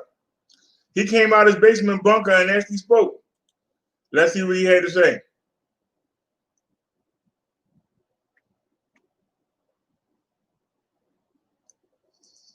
Right this moment,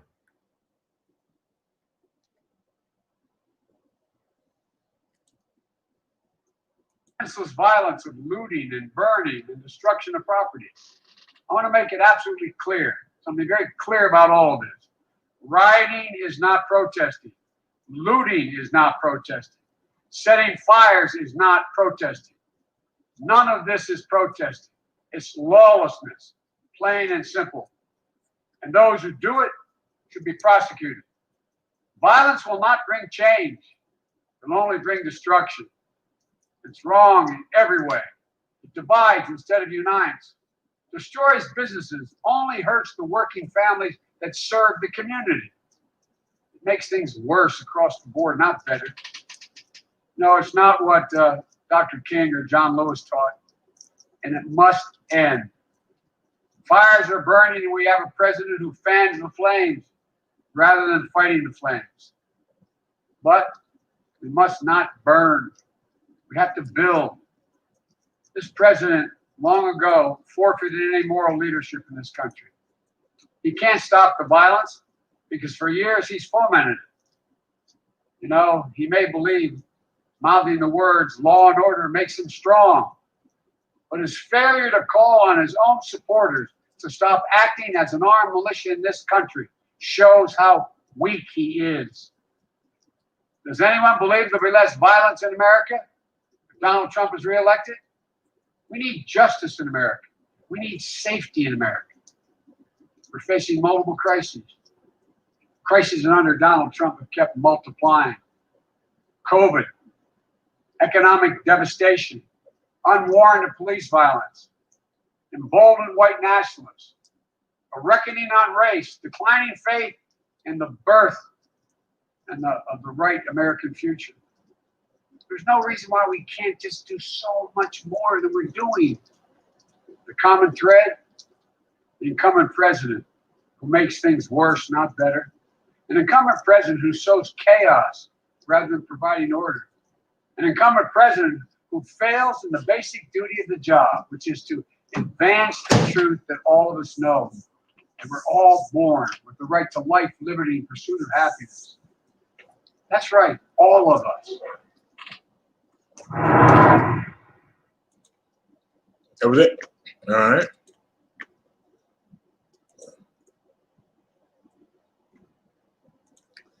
Biden came out the basement. We had to play it.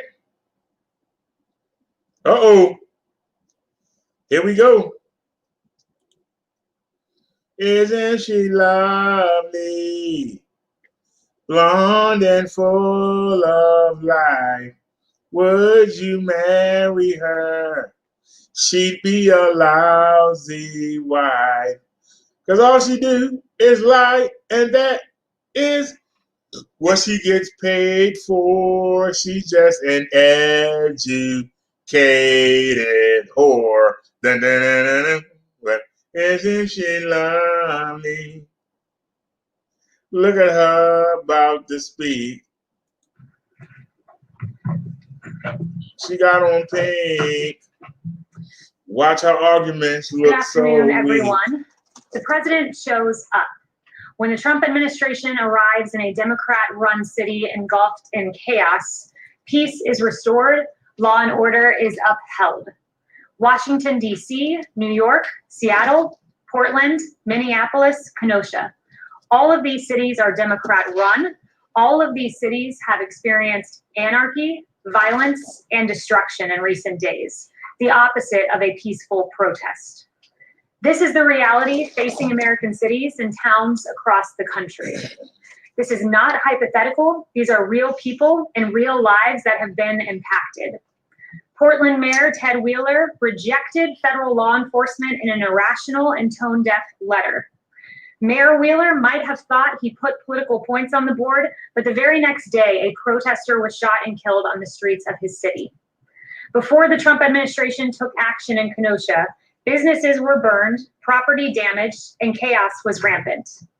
Then, nearly 1,000 National Guard troops and 200 DOJ personnel were deployed at the request of local officials. President Trump showed up and law and order arrived. He did? He showed up? Wait a minute. Let me cut off at the pass. You say the mayor of Portland didn't listen to Donald Trump to bring in federal troops, and he had one person shot. I guarantee you that in Chicago tonight, more than 20 people got shot. I guarantee you that in New York tonight, more than 20 people got shot.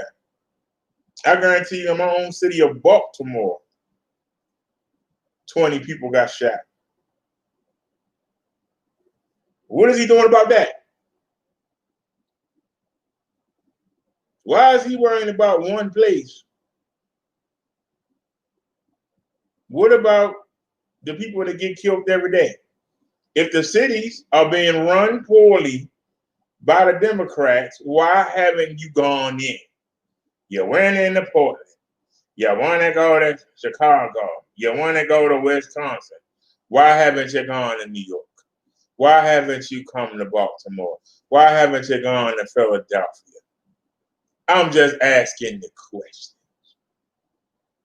Why haven't you gone to Cincinnati? I'm asking the question. Why ain't you gone to New Jersey? Why haven't you gone in? You keep talking about what's going on there, but what have you done? Sending in some National Guard to stop people from rioting, but not fixing the police department that caused the riot. Does anybody understand when I say people have their own way of thinking? These things could be prevented if you do the work.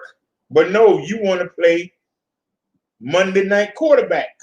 The game was Sunday, but it's Wednesday, and now, well, you know, you should have done this, and y'all are bumbling. But what about doing the game? What about the preparation before the game? Where was you at then? Well, let the states do whatever they want to do, and then I'm going to come back and criticize them. Well, how does that help? What's strong about that? How is that good leadership? I'm just asking. I asked the questions. Where's the leadership at? Anybody have any comments? Of course not. Let's keep going. Nationally, according to the DOJ, 300 have been arrested and 302 charged amid riots and unrest. Democrats are late to the game. I've stood behind this podium and highlighted this issue for months. Hold on. I ain't Democrat or Republican. There she go with another lie. Your president 4 years too late. Bush is 8 years too late. Bush Sr. was 4 years too late. Ronald Reagan was 8 years too late. Do I need to keep going? This all ain't happened overnight. And y'all are trying to nitpick, but you ain't done nothing either. And this is going on under your watch. Because as much as you want to put down Obama, this didn't happen on Obama's watch. These white supremacists and all these crazy groups, they weren't out there running around on Obama watch. They doing it on Trump watch. And the question should be asked, why? Why are they doing it on Trump's watch? That's the question that you should be asking yourself. Why is this happening on Donald Trump watch? That's the question that you won't ask Miss Kaylee, will you? While this president is always willing to show up, it is incumbent on Democrats to step up. Invite federal law enforcement in. We stand ready. Do not tolerate anarchy, violence, and destruction. Rioting is not right. Secure your streets. President Trump will visit Kenosha, Wisconsin tomorrow. This president will show up. He will go to cities where Americans are hurting. And with that, I'll take questions. Time out. So he's going to go, not while it's happening, not while you think it's going to happen, not the day after it happened. He's going to go almost a week after it happened. Well, did the federal guard have everything under control before I come there? So he's scared to go there. Why he didn't go there the first day when it was happening? Why he didn't go the next day?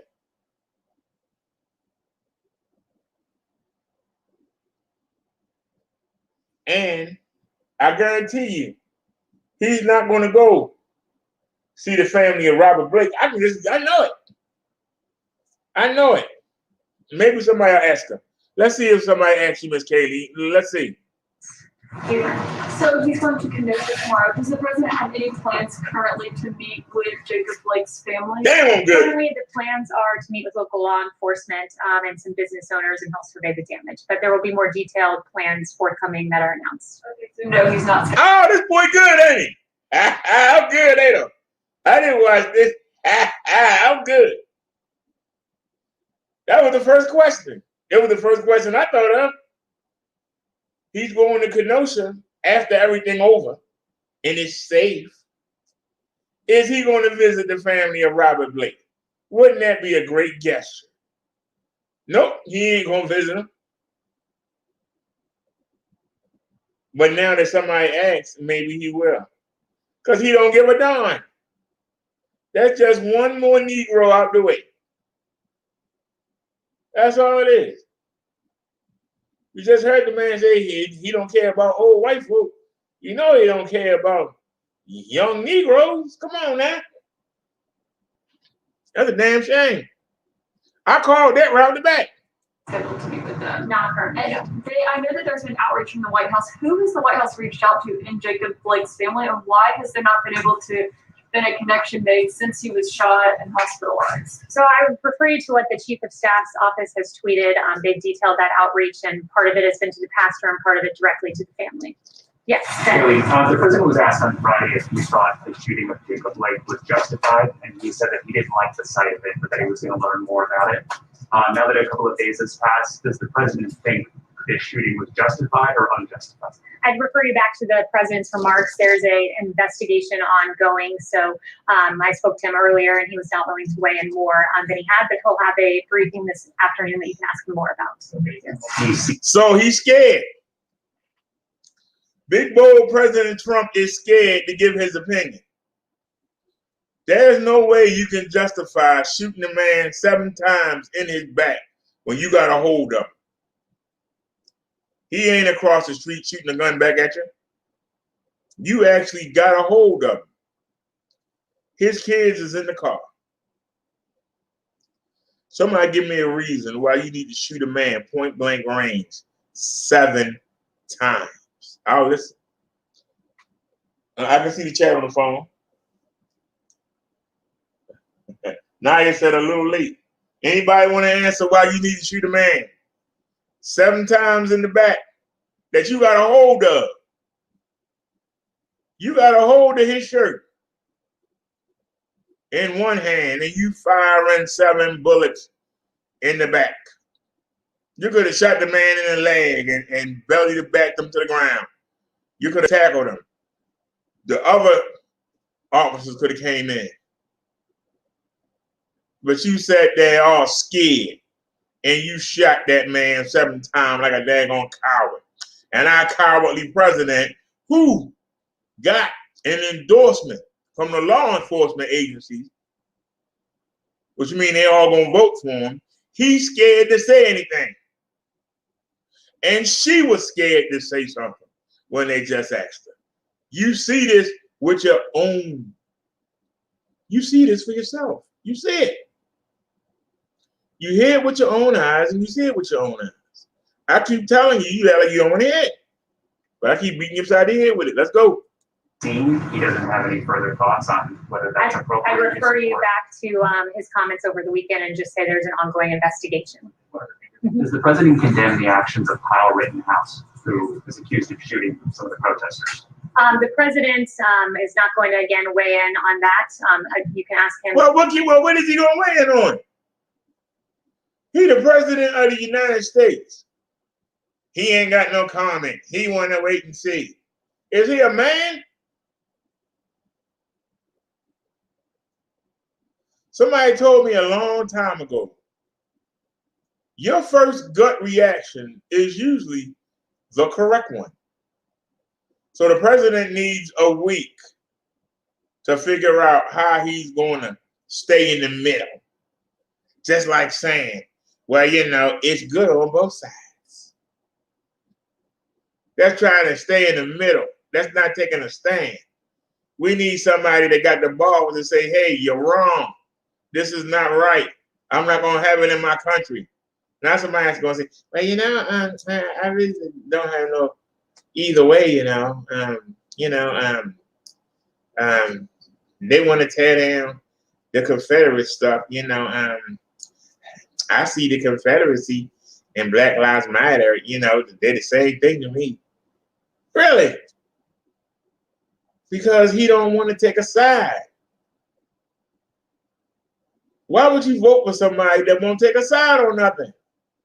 But he'll side with the daggone white racists when it's in their favor. He'll pretend to be for law enforcement when they out here killing people.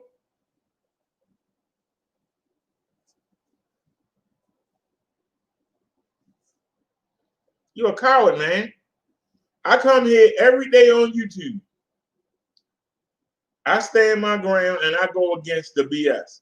Now, y'all know I could have titled this show TS and Shay, whatever her name is, Sugar Hooker, and we would have had people over here. And they'd have been in here talking that mess. I stood my ground. I just said, hey, beginning the show, you got something to say about it? Let's get it out the way. But I could have put the names in the titles, and we could have had 50 people over here. But I mean, that's not what I came to do. And does it hurt the platform? Yes, it does. Because if they're getting 70, 80, 90, 100 people in there going to chat, they're going to come over here and say, hey, you only got 7 people here.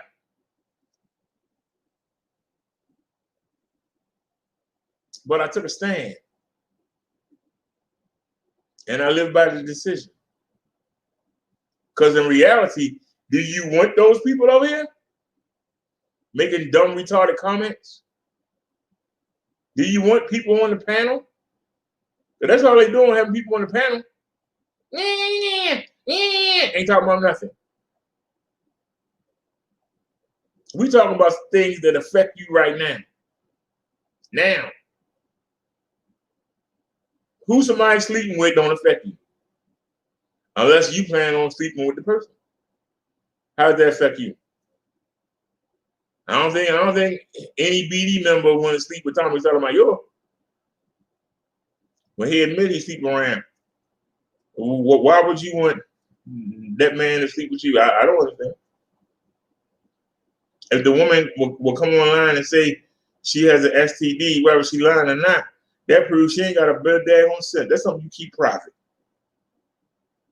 Why would you come online and say that? To get attention and to get views, and that's sad. We're not going to do that. That's the easy way.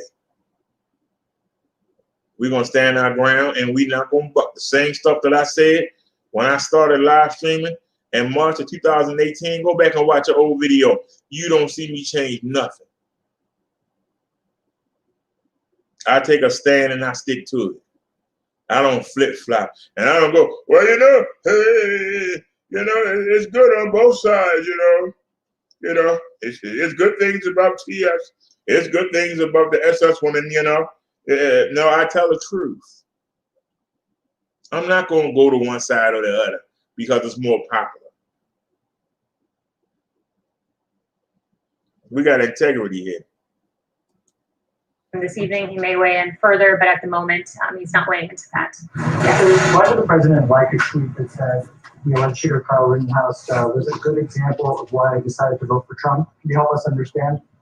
Well, I think I did ask him about that tweet and the like in particular, and he just wanted to bring some attention to some of the details that aren't as well known in that case, that the individual was being attacked, and that one of the individuals who arrived on the scene did have a gun. So there were some details that were not public or as public as they should be, so he was referring to that with the like. Yes. See how fast he did that, y'all? You see how fast he did that? That was she get paid for. Isn't she lovely? That was she get paid for. Donald Trump tweeted praising the young boy that killed them 2 men for no reason at all. Donald Trump tweeted praising that young boy that killed them 2 men for nothing at all. And we sat here and we watched them get killed. And Donald Trump sent out a tweet praising them for standing up. That man, one of the men that got shot was trying to protect his property. We were there. And he got shot. And when somebody else tried to stop him from running away, he shot his damn arm off. And we saw that too. It was gruesome and grotesque. And Trump going to say, he was just defending the Patriots. He was defending himself. Whatever. This is the sickness that we deal with. And these people run the country. And they are responsible for our work. They are responsible for our communities, for our schools. And you wonder why we always get the short end of the stick. Of course, the president roundly condemns violence in all of its forms. Yes. Haley, on the Director of National Intelligence briefings with the Hill, the president said the information leaked was wrong. So if that's the case, how can it be considered sensitive information? The president, are you referring to the July 31st briefing? Yes, so the president has been very clear, and more clearly Director Radcliffe, in saying that leaks for political purposes are not to be tolerated. We will fulfill statutory obligations, but leaks on private briefings to Congress should not be tolerated. Just one follow-up, please. How long will the oral briefings be off the table? Is this a permanent decision or just through the election? I'd refer you to ODNI, but they've been very clear that they'll fulfill their statutory obligation, but they will not participate in partisan leaking. Yes. Thanks, Kaylee. I have two for you on TikTok. The first is that China has said they're going to require TikTok's parent company to sign off, the government to obtain government sign off on any sale of its U.S. business. Is the White House willing to accept such a sale that's subject to Chinese approval? Negotiations are ongoing on a sale of TikTok, so we are not going to get in the way of those negotiations by providing comment on this. But the administration is committed to protecting the American people from all cyber-related threats to critical infrastructure, public health and safety. And these apps, as I've detailed from the podium before, collect significant amounts of private data on users, which can be accessed and used by the PRC. And that's the second question is on the timeline here. There's some confusion among buyers. There was one order that said it would be a 45-day deadline for TikTok to stop transacting business in the U.S. And then another said there was a 90-day deadline for TikTok's owner to divest. So can you just clear that up for the market? You know, what's the actual deadline for the sale? I'd have to check into that, but I'll check in and get back with you about the discrepancy there. Yes, Jeff. Okay, thank you. Broadly, what does the president want to achieve by going to Kenosha tomorrow, and what is his or the White House's response to local and state leaders encouraging him not to come at this time? So, two things. First, the president wants to visit hurting Americans. He shows up just like he showed up this weekend in Louisiana and Texas in response to Hurricane Laura. So he wants to show up in the city that's hurting. And also, I think it's just important to note that our federal response, look, in Kenosha and Minneapolis, there was violence on the streets, and literally within 24 hours, you saw a turnaround when federal officials came in. So I think highlighting that the federal government has done a lot in the way of using law and order to create peace, but showing up for hurting Americans is the primary concern. Just to follow up on that. Hold on, man. She keeps saying that same thing over and over again, and they're not checking on it. What about the violence that go on in Philadelphia? The violence that go on in Louisiana? The violence that go on in Atlanta? The violence that go on in LA? The violence that go on in Chicago, New York, Baltimore, Philadelphia, Pittsburgh. She keep talking about the same one thing. It's always a one or two thing. Look at how we went into Minnesota. Look at how we went into Kenosha. That's all you got. We pull the police blotters up. I know for a fact that we lost 1,000 people in our cities to gun violence. Has the president gone to those cities to see why? Has the president sent anybody to those cities to see why? But she want to keep talking about the one or two things.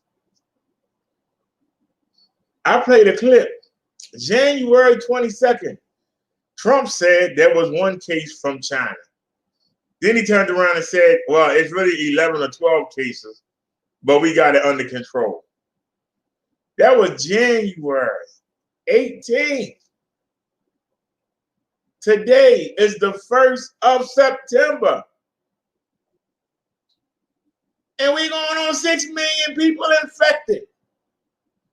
How you think you did something? Well, I closed it off to China, but you let Europe in through California and New York. And you never shut them borders, did you? Yeah, then you finally closed down stuff to Europe. Stuff kept growing. You kept talking about how New Jersey and New York, them bumbling Democrats, and you praised Texas and Florida. You patted the governor on Georgia on his back for reopening it in April. You said, why can't Cuomo be like California? Look how they handle it. Well, California, Texas, Florida, and guess what, baby? Atlanta is going to take out New York before the end of September. Everyone that you praised is going to be 1, 2, 3, and 4 of the highest cases in the country. Proof that Donald Trump is a bumbling idiot. Oh, it wasn't his fault. Yes, it was. He was the president. You closed the border to China. Why you didn't close every damn thing down? Why did you give all the stuff away and had to run around and we ain't got no damn mask? Still can't get a real 3M mask. Everybody walking around with fashion masks. We had to do for ourselves because our president ain't worth 2 pieces of dookie. He don't do nothing but play golf and sit around and worry about dumb stuff. I don't care about what's going on in Israel. I don't care about what's going on in China. I care about what's going on in the United States. The fact that I can't walk outside the door without a daggone mask on. The fact that I got to walk around with a bottle of hand sanitizer. The fact that I can't rub my daggone eyes. I can't rub my head. I can't touch my ear. I can't touch nobody else. And all you care about is some damn money for you and your friends. That's what I care about. I don't care about what's going on in the Middle East. Screw them. We got problems here. Take care of home first, then worry about someplace else. But you ain't took care of home. You leave it to other people, and then you sit back and piggyback on what they did. You the president of the United States, and you act like you just a friend. Just, hey, yeah, ain't coming to hang out. Yeah, I'm the president. You know, we still friends and buddies. No, you the president. You supposed to be in charge. Well, let's keep going. He didn't show up in Portland, where there were also protests that he talked about a lot. Is it not also because Wisconsin is such an important political state? The president's showing up to see hurting Americans. He goes to several states each and every week, and this is another one in a long line of many. Yes. Coronavirus infections have now reached 6 million in the U.S., over 180,000 dead. Why was the president retweeting a report over the weekend that appeared to suggest the death toll was much lower than that? The president, do you believe the number is low? The president was referring to a CDC, new information that came out from the CDC that showed that 94% rather of cases of fatalities were not just COVID alone. There was another comorbidity or extenuating matter. So he was just pointing to those numbers, but we're encouraged to see a drop in cases, deaths, hospitalizations, and very encouraged that we have one of the lowest case fatality rates in the world. In fact, ours is 3.1%. EU and UK together is 10.5%. So we're encouraged that our therapeutics are working and saving lives thanks to the hard work of President Trump. Hold on, yeah. Numbers. We got a comment. So that's somebody named Finnex said, you still talking this BS. Enjoy another 4 years of Trump. Y'all still talking about that STD BS. Enjoy another 4 years of Tommy Sotomayor. That's what I counter with, sir. Where you at, Finance? Where you at?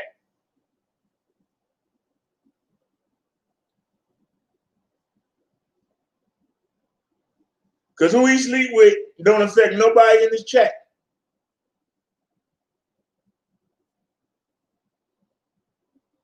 But you got a president that could care less about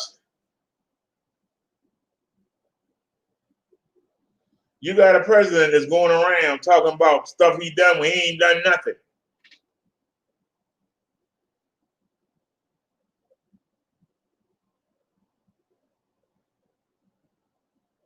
All of this stuff happening on his watch.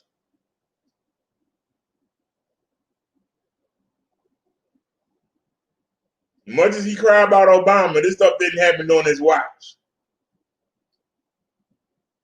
911 didn't happen to Obama. It happened to Bush, another Republican.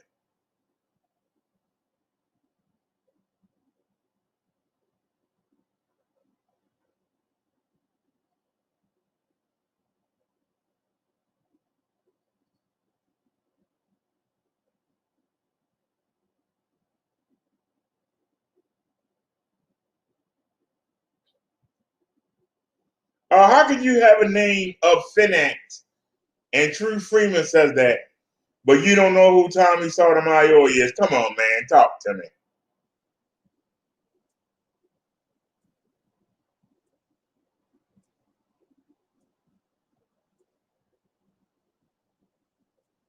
Finance is True Freeman catchphrase. Like, ooh-wee. Never heard that neither.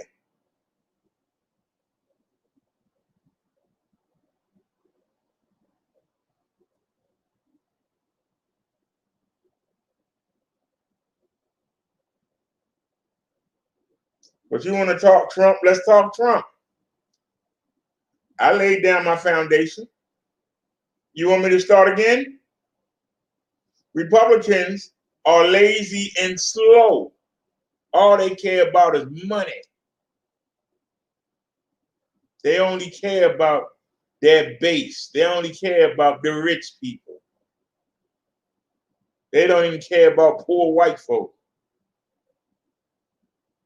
I don't know why black people keep trying to hang to either one of the parties. They don't care about you. You like a dog. You like a pet to them. You know, when we singing and dancing and being a comedian and playing games, playing football and baseball, whatever, they want us around. But it's just like a dog. When you want the dog, you call them, hey, come here, Fluffy.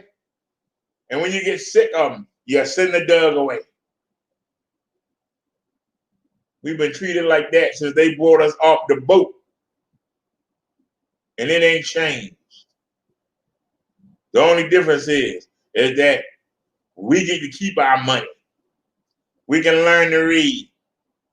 We can drive a car. We work hard. We can own a house.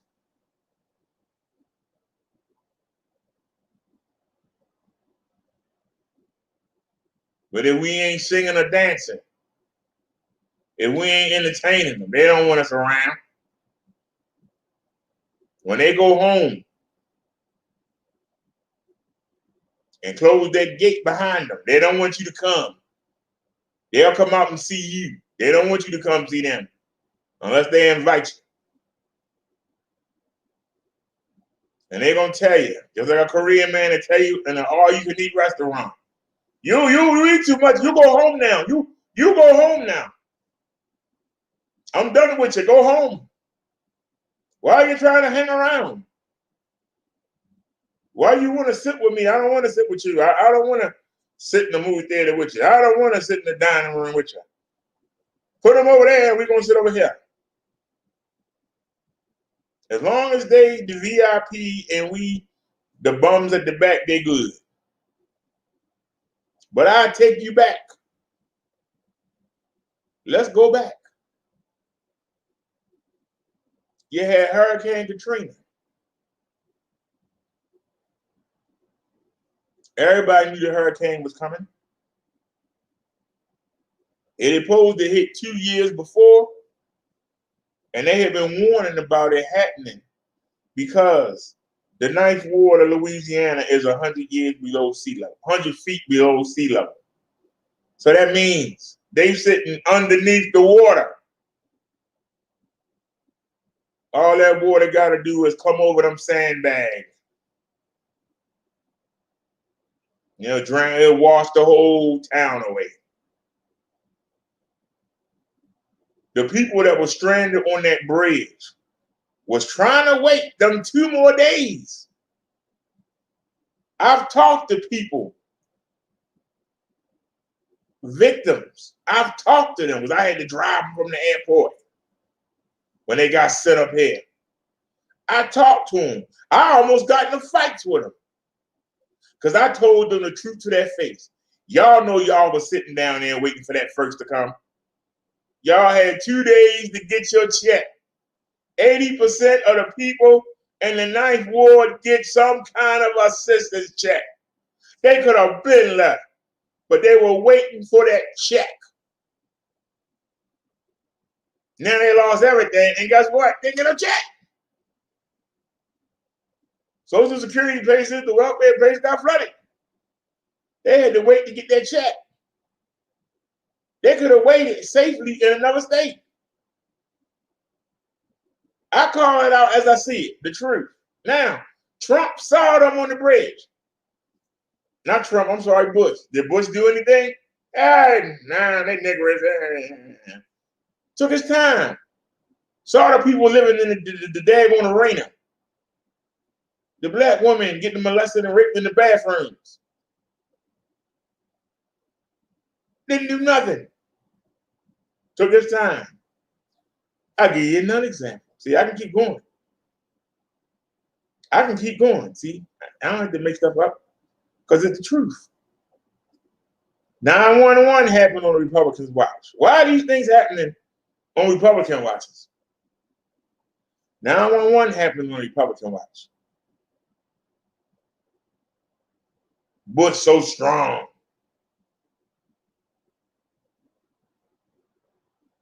When it happened, he was in an elementary school reading to little kids. An aide came in and told him what happened. He said, up, and went on and kept reading. And little Johnny said to the bunny rabbit, hop, hop, hop, hop. He didn't get up. This is an atrocity. Oh, excuse me, kids, I gotta go. And run out the room. Nope. Just got right there, kept reading. Buildings falling down on cops and firefighters. He's sitting there. That's your Republicans. And that's a fact. That is a fact. But let's keep going. We can come to your old boy, Donald Trump. When he was asked what he thought about the clash in Charleston, South Carolina,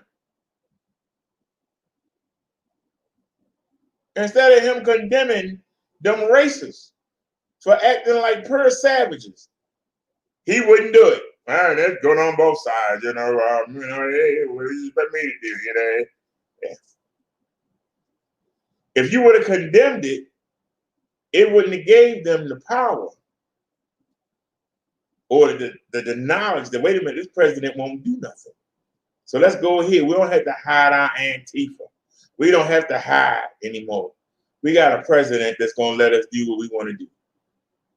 You're always talking about going after the looters, but you never want to go after these racist groups. They're the ones doing the real burning, but you don't want to go after them. You don't want to go after them.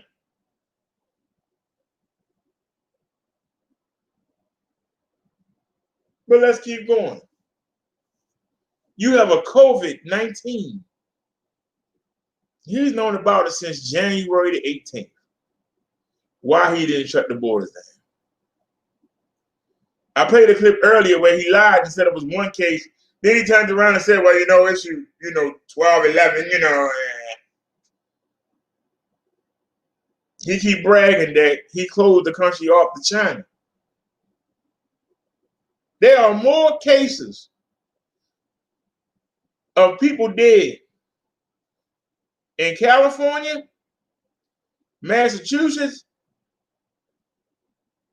Florida, Texas, Arizona, or if you put both of the Carolinas together, they got more deaths.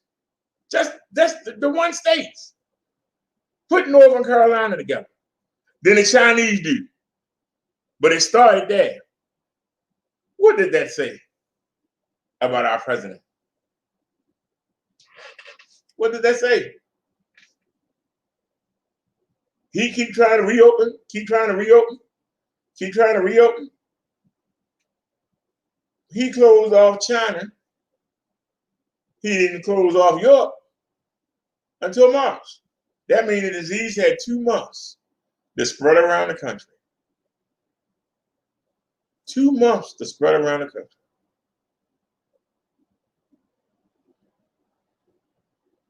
We played a video where a black man said that he had went to a pride parade and that he had came home and that he drove home through the country and he lived in Oregon. If you remember, Oregon was a hotspot back then. But I believe that they was in California or Florida. Months went by. He allowed Louisiana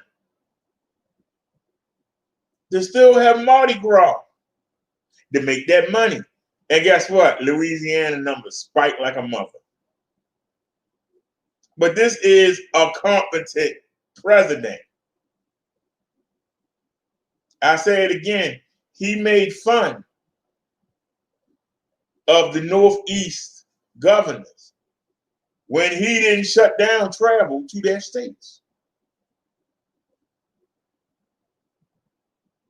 He didn't shut down travel to New York City.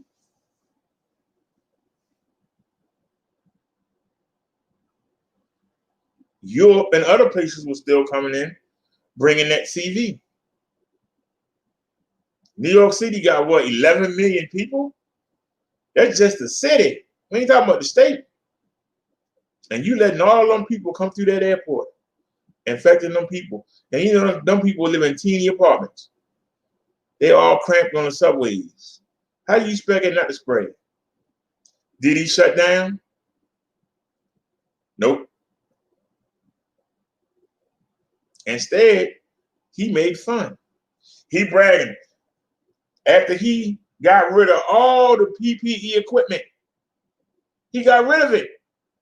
Trump made a speech in 2014, and I played it several times, where after he dealt with the Ebola, and we only had 1 death from it, he said, I'm going to set up a team because the next time it could be something airborne. He said this in 2014. And when he went to Congress and he begged them, I need $59 billion for this, they gave him 50, dealing with that Republican Senate. And he went back again. I need $69 billion for this to get the CDC set up. And they always gave him $9 short of what he asked for. But he still took that money and he built it up and he said, I'm going to lead the next president. He was in his 2nd term. He said, I'm going to lead the next president. Whether it be Hillary, whether it be Trump, it don't matter. I'm going to leave them set in case something else happens. And Trump came right in. Why we got all this stuff sitting around? It's just sitting around. Now get rid of it. Why we got these scientists standing here? They standing here playing with the test tubes. Why are we paying them? I'm a businessman. I need to make money. Get rid of them. He came in there and got rid of everything.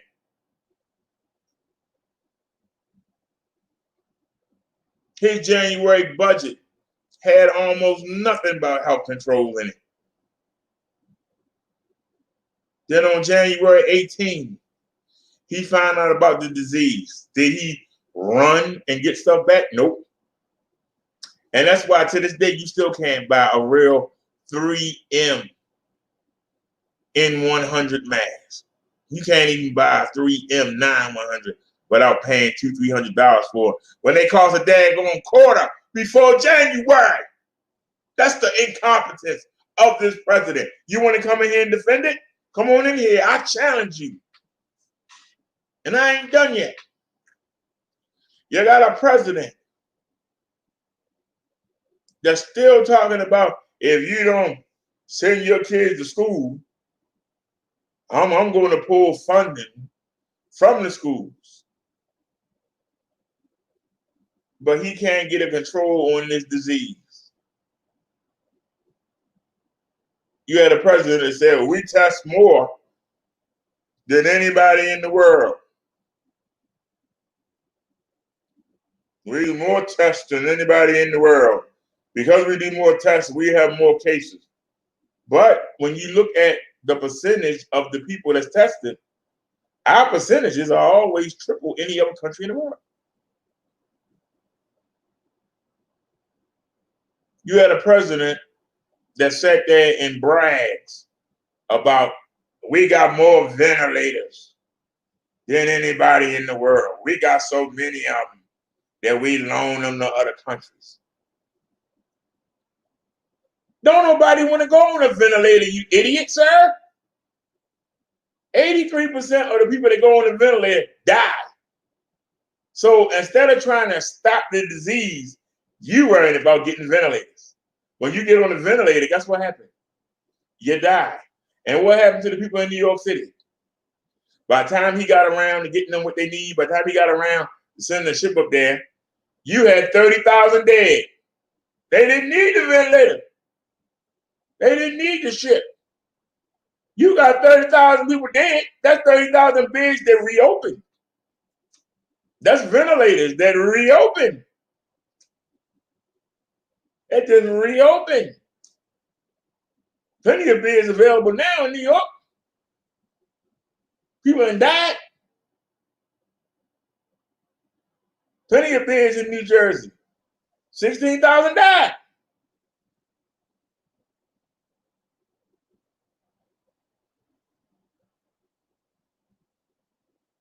You sitting around, they bumbling.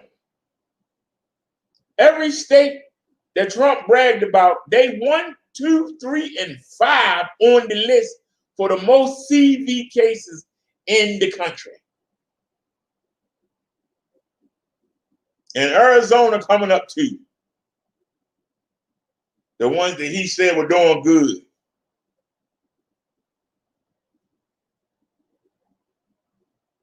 You got a man that's worried more about Confederate flags and statues. You got a man that got a picture in the daggone White House stateroom. A picture of Andrew Jackson, one of the most racist men that ever walked the face of this earth. The only reason he was president was because he went down there and beat up the black folk that had made it into Florida, which was owned by Spain. They had made it across the border. And Andrew Jackson, once again, because white people don't follow the rules, he was told to come back north. He said, nope, I'm going down here and I'm going to get these black people that's down here minding their business that had made it to safety. I'm going to go get them. And he went down there, and before Spain could get over there to help out, he went in there and terrorized all them black people and brought back the ones that was willing to come back kicking and screaming. That's why he became the president.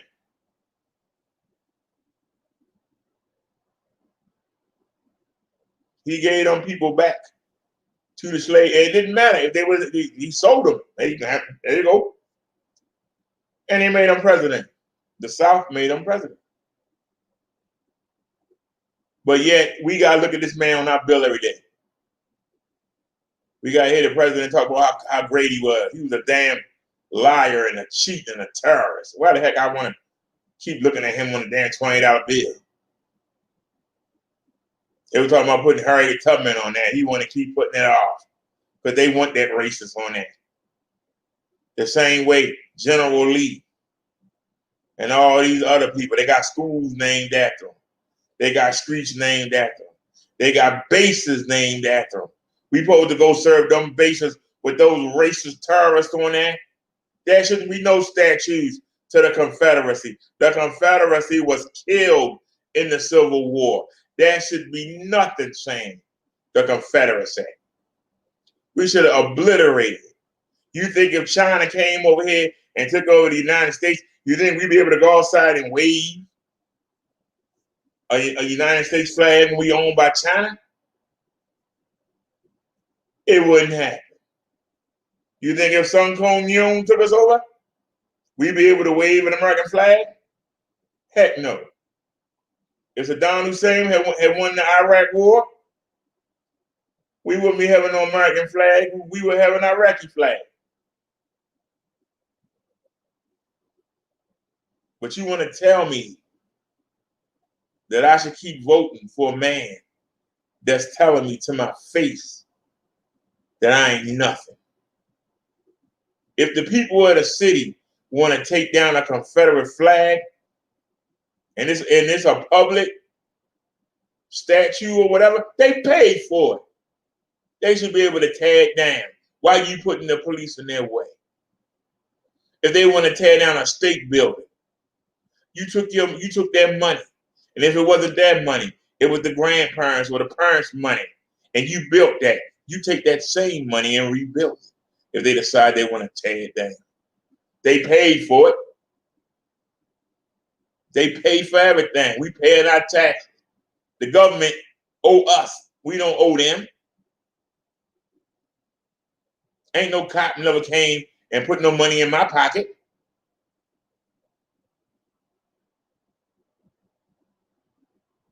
Why the hell do I care what they say? They work for me. I paid my taxes, goddamn it.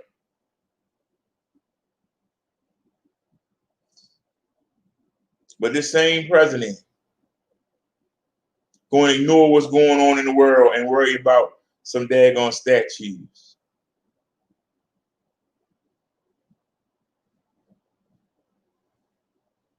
So because I said his name wrong, but you haven't said anything I said. You haven't gave me one reason why the man should stay. Give me a reason why Trump should stay. I'm listening. Give me a reason why we need 4 more years of Donald Trump. I'll listen.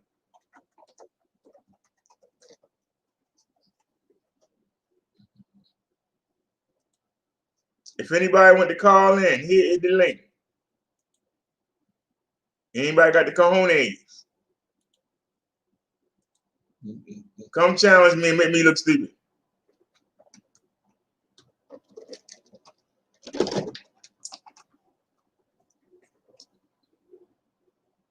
You got a president that keep talking about the virus gonna go away. You got a president that when everybody told him that hydrochloroquine, whatever that crap is, was giving people blood clots and was tearing their hearts up. Well, I already ordered million pounds of it, so I'm going to take it to prove it to you. Instead of admitting that he was wrong for wasting our money buying all that hydrochloric crap. A man that sat there and told you, go ahead out there to the beach because the sunlight will kill a CV.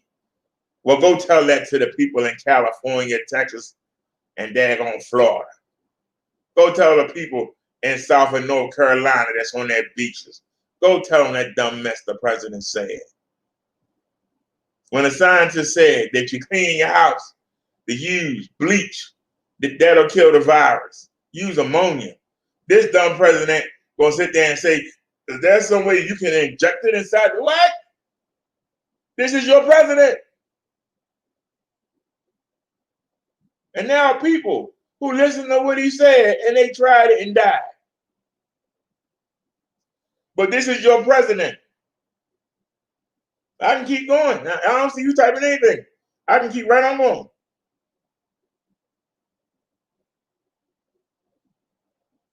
You got a president when he was asked about the Confederacy, he said that Black Lives Matter and Confederacy, they're the same thing to me. How you gonna put the Confederacy in the same mouthful as Black Lives Matter? Show me the thousands upon thousands of white people that Black Lives Matter killed. But we can go look and find thousands of black people that were missing. They got their legs cut off. They got their penis cut off. They got their head cut off. They got hung from trees that were dumped in the rivers. We can go find thousands upon thousands of instances. But I ask you this, because you're going to say that was the past. I ask you this. Name one white person that's scared of Black Lives Matter. Really scared of them. They was in their face, they be scared of them. They know they can pick up the phone and call the police, and they'll have the state police out there, and they'll kill all of them, and you know it. But tell me, when white folks out there rioting, when they were doing it, 1700s, 1800s, 1900s, who gonna stop it? Who was gonna stop it? Who could the black people call? Because he want to say Black Lives Matter, the white folk can call somebody. Who could the black people call? They couldn't call nobody. They had to take that butt whooping until the white people got tired of beating on them, got tired of killing them. That's all they could do, take that butt whooping. That's not the day. So how can you say they're the same?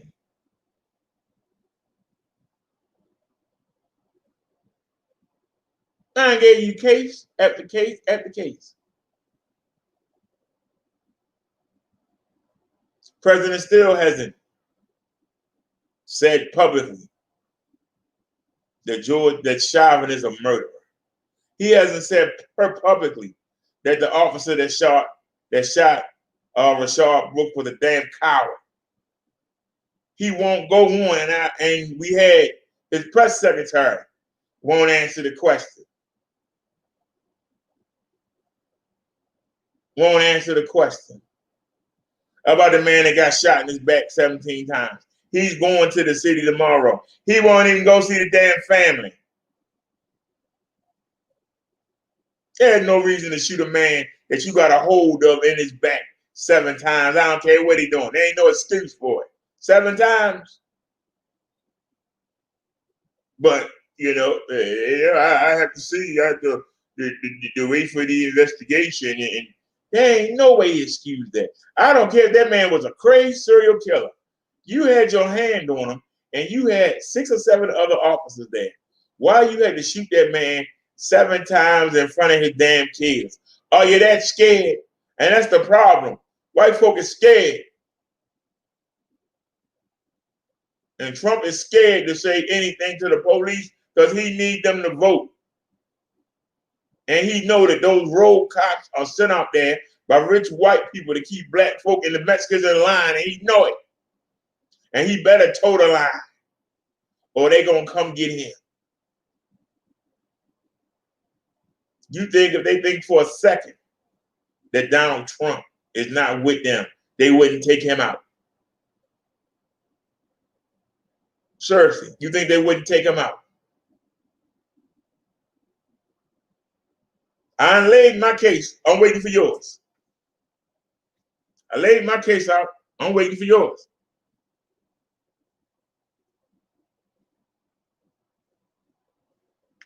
We're waiting.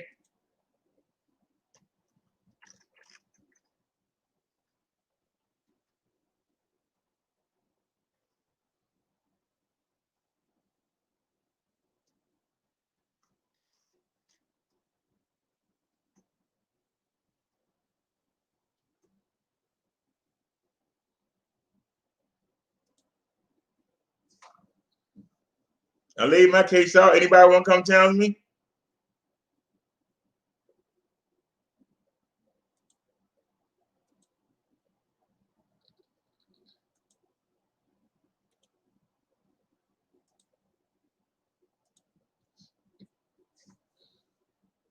Send me y'all link right there. Anybody want to call in? Anybody want to come challenge me? Anybody got the gone age? Come on in.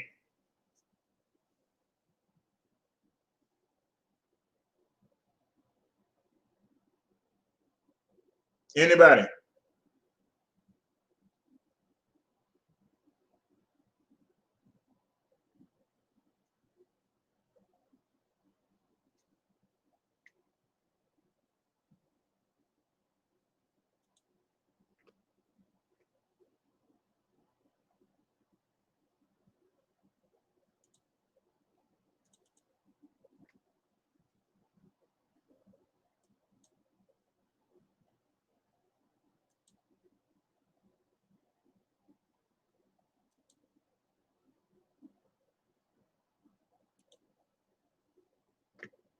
I'm gonna give everybody a chance to get themselves ready. Oh yeah. I run to the bathroom real quick. Maybe somebody ready by the time I come back. I'm back up another track. Click on through. And you feel right. I said, can you feel that? Oh yeah. Thanks for coming. Oh Lord, I'm not worthy of your love, because your grace is the last thing I think of. I want to feel the wrath of your anger, but I keep stumbling into danger. I let myself back into a life of sin. Can you forgive me again? I'm on the flesh, but deep down I have a zest. I keep failing the double test. This means I'm not ready. My heart is heavy. I'm stuck in a state of confusion. I'm doing wrong. It's like a nightmare with no illusion. My God, what's the solution? Is the pleasure of this world enough to make my faith unfurl and pass? I thought to stay on the right path, but it never lasts. I don't want to feel the wrath of your anger, but I keep stumbling into danger. I feel like a marked man. I know you understand that this agony is part of your plan. Or am I just weak? How does the devil sneak inside and defile my spirit? Jesus said he would never leave us. So why became quiet while I died and snapped and unclean act? Oh Lord, I'm not worthy of your love, because your grace is the last thing I think of. I don't want to feel the rest of your anger, but I keep stumbling into danger. I'm making my plea. Jesus, can you help me? I'm not perfect on the outside. I seem righteous, but inside I'm fighting the battle of my life. I need someone to focus on, a child, a wife. I got too much time on my hands. It's all about me. I'm free to do what I want. Whatever I feel with no repercussions, I get bored, my flesh and faith start struggling, I get lonely, the followers at the church don't help, I'm around 100 people, but I'm still by myself, so it's easy to lower myself. I've been in the company of someone who sets my spiritual health, but Lord, you took my great-grandma, my mother, but that soul, and I feel with no guidance in this cold, cruel world. The worst of all, you snatched my baby girl, just when I was starting to appreciate fatherhood, and you won't send anybody good who I can marry, who can carry a child for me. I refuse to be a single missionary in my country, alone in a nation I don't know. But deep down I feel that's where you want me to go. Oh Lord, I'm not worthy of your love, because your grace is the last thing I think of. I don't want to feel the wrath of your anger, but I keep stumbling in danger. I don't understand my purpose when you don't like me and bring to the surface what you have in store for me. I wonder, are you ignoring me, or is it the other way around? I know I'm present, but the word says that a believer will from within be changed, and then that person won't want to sin, while I'm really willing and able, waiting for you to tickle my simple loving is you are trust, so do what you must. I give you full control of my soul. Oh Lord, I'm not worthy of your love, because your grace is the last thing I think of. I don't want to feel the wrath of your anger, but I keep stumbling into danger. Hold on, let me hear that again. I'll get that. Hold on a second. Because your grace is the last thing I think of. I don't want to feel the wrath of your anger, but I keep stumbling into danger. I don't understand my purpose when you unlike me and bring to the surface what you have in store for me. I wonder, are you ignoring me, or is it the other way around? I know I'm present, but the word says that a believer will from within be changed, and then that person won't want to sin, while I'm really willing and able, waiting for you to tickle my simple blessing is and you are trust. So do what you must. I give you full control of my soul. Oh Lord, I'm not worthy of your love because your grace is the last thing I think of. I don't want to feel wrath of your anger, but I keep stumbling every day. I never hear from Cordero on that show. Feel bad. Hope this person goes somewhere. I'm out. Let's bring it home. You know what they say. Praise God. No, you kidding.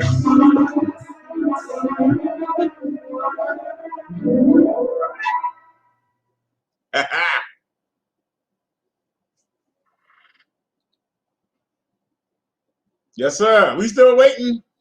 Where everybody go? I'm looking in the private chat. There ain't nobody there. Ain't nobody waiting to call in because they won't. They gonna call in. They gonna get this work. I gave you case after case after case, and I don't see nothing in my chat that disputed. And won't nobody call in because you can't dispute it. And I'll leave that right there. They don't want this work. No, wait a minute. Is it on that? Yeah, it's on it. Let's share screen. Let's bring that back. Oh, are we still here, Miss Katie? All right, I'm sick of you, Miss Katie. Let's move on to somebody else. Isn't she lovely? All right, let's move on. Check this out, y'all. This is shocking. We talk about real issues here. We talk about real issues here.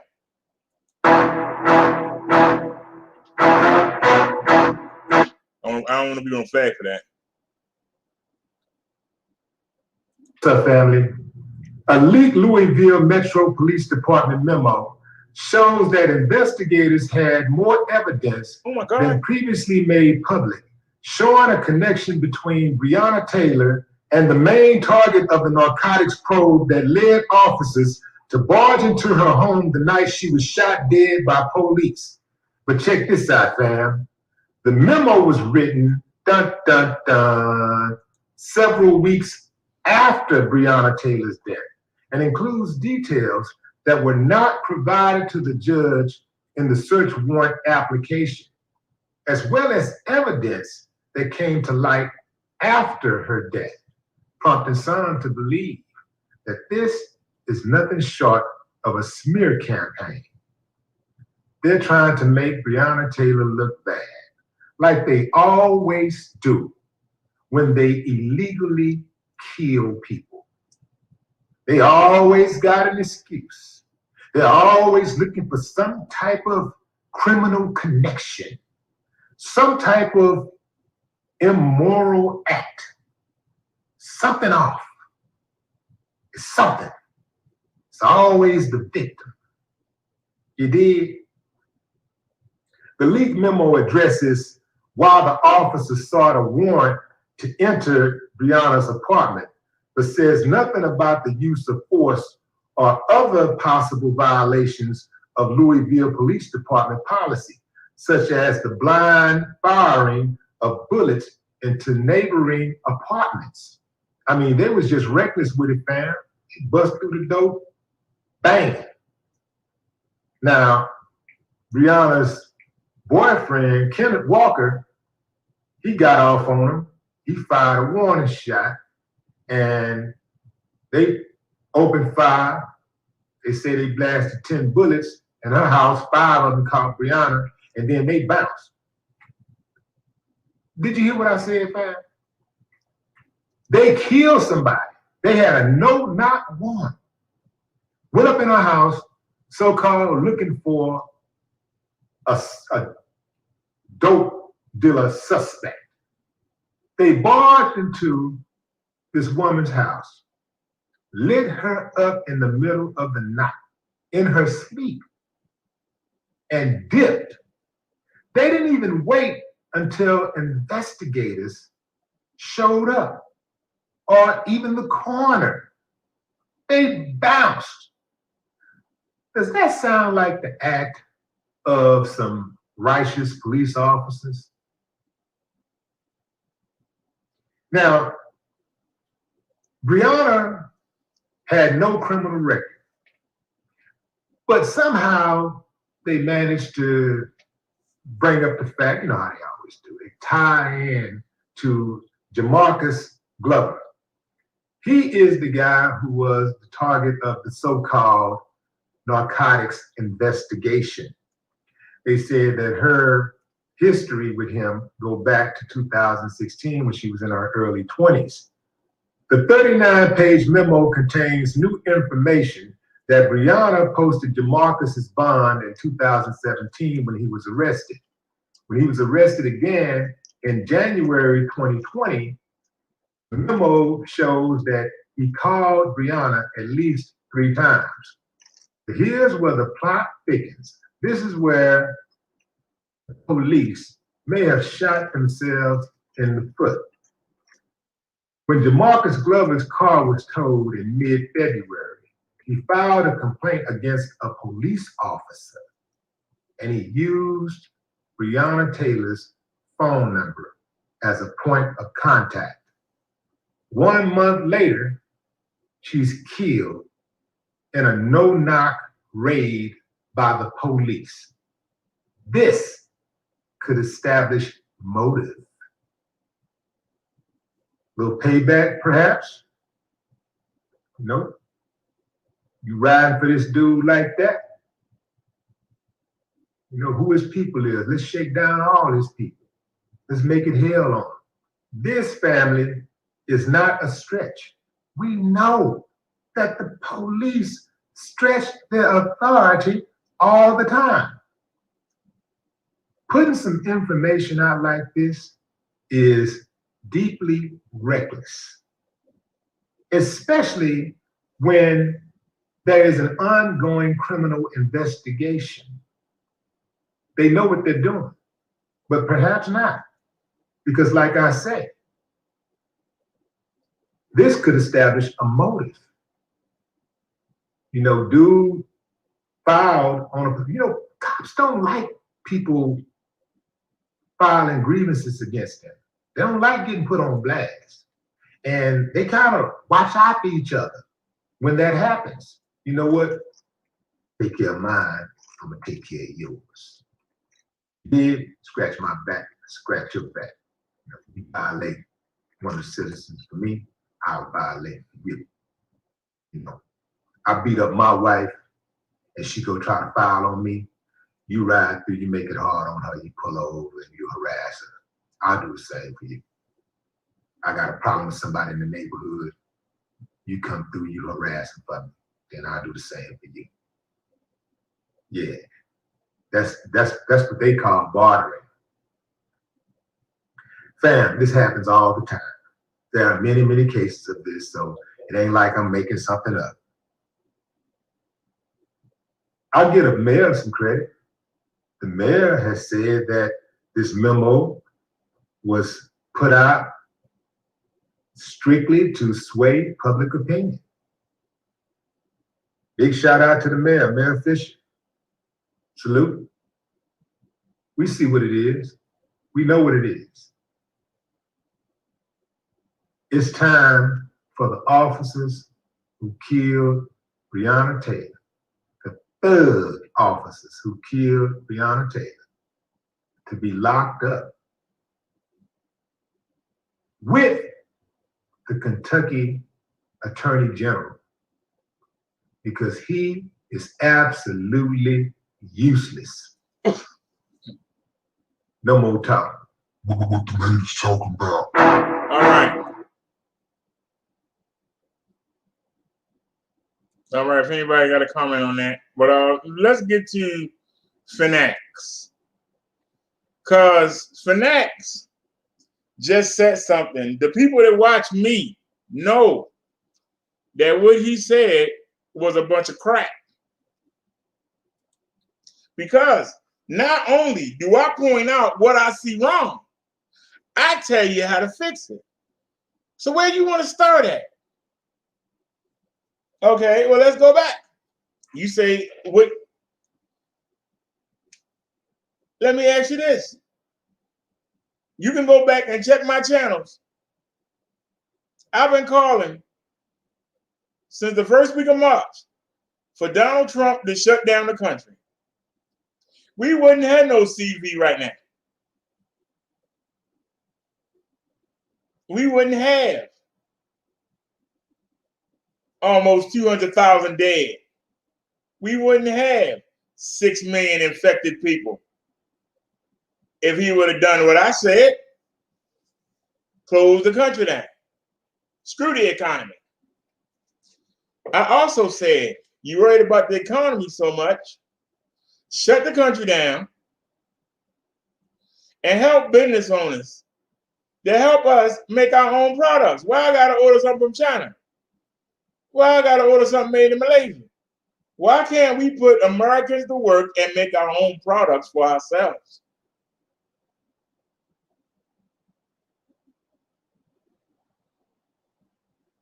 Well, if you go down the country, how are we gonna get our oil? I covered that. During the 17-week lockdown, we need to have training. And they can do it online. And then when they come out, they can be trained in person after the 17 days. We're going to give every car owner the opportunity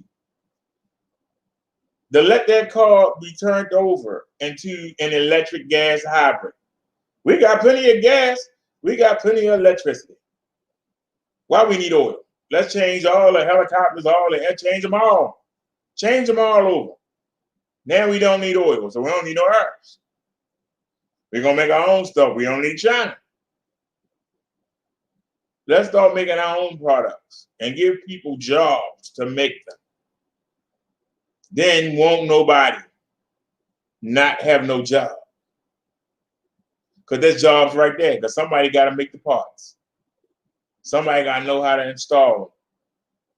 Somebody got to know how to convert the gas components and make them so that we can use them in the electric component. Somebody got to do that. Somebody got to teach it. Somebody got to learn it.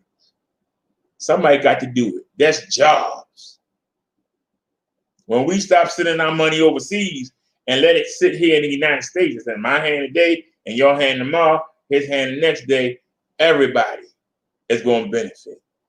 But see, the richy riches don't want that. They want to control your money. They're not going to let that happen. Why is Trump so concerned about the border? He want to put a border wall up. Why isn't Trump sending agents to these Lowe's and Home Depots and doing secret stings? And not only arresting those illegal immigrants that you see out there every morning waiting for somebody to come pick them up, but arrest the business owners that's actually hiring them instead of hiring the American people, taking jobs from the American people. Then these same business owners want to sit back and go, hey, it don't make no sense how they come over the wall and they take jobs from people. You hiring them. Then you want to claim and they get health care. You're not paying them any benefits. You're not paying them health care. How can you complain? And say what you want to say? It's mostly white folk that do it. So explain that, sir. We start doing stings on these Lowe's and Home Depots. We can start finding out who's hiring these illegals and we can lock them up.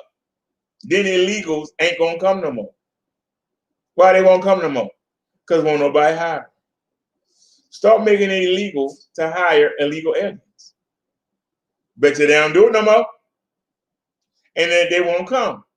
Because you ain't got a problem with the aliens. Your problem with the aliens is that they come over here, these immigrants. They know they come over here and work 20 years.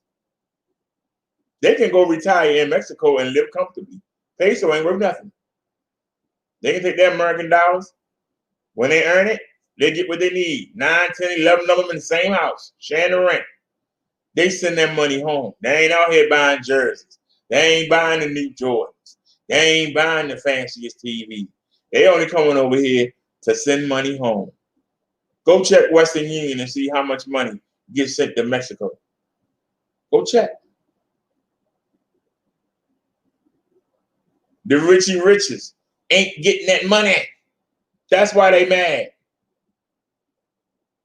They not only want to not pay them nothing, they want them to spend that money back with them, and they not doing it. That's why there's a war. Trump is a businessman, and only the local workers that hire these immigrants save money. The Richie Riches don't get the money. That's why they don't want them here. But they ain't got the balls to go after the people that's hiring. Let's start there. You talk about the cities. Name one thing Donald Trump has gone into a city and done. Oh, wait. You're waiting a long time. He ain't done nothing. But he want to complain about what the governors is doing. All these Democratic-run states, well, you run the country. Use your federal power and go in there and shake up these local agencies. Because I'm tired of hearing presidents say, well, I sent the money. I sent money for the schools. When I go into school, they got one raggedy computer in there. They got textbooks that ain't got no daggone binding on them. Pages missing. Where the money go? Go find out where the money go. Because the money ain't going where it's supposed to go. So find out the white people that's keeping the damn money. Ask them what they doing with the money. How come it's not going? Why the streets so damn raggedy? Why the sidewalks is raggedy? Why the park grass uncut? Somebody talk to me. I'll listen. Where that money going? You claim you get that money and you take it right back. Somebody got it in their pocket. I go to city board meetings. I hear the governor say, I gave Baltimore City $2 million. I go to the daggone meeting. They got $500,000 and they trying to figure out how they're going to pay everything. Well, we're going to have to take from Peter to pay Paul. You were given $2 million. And why are you trying to make a budget out of $500,000? Where that other $1.5 million go? Let's find out, Mr. President. Send agents down here to find out the money trail. Go investigate these police departments. We don't need to defund them. We need to go in there and get the old heads out of there. The old boy network. Get these old racists out of there. Go check up every complaint. Have undercovers follow them around. And when you catch them, lock them up to the full extent of the law. Don't give them no mercy because they're a police officer. I guarantee you that stuff will stop. I ain't gave you solutions. Where yours, sir? I've given you solutions that can be done right now. He can start tomorrow morning on what I said. I'm listening. I'm listening. He can shut the borders down right now. Give everybody a $5,000 stimulus.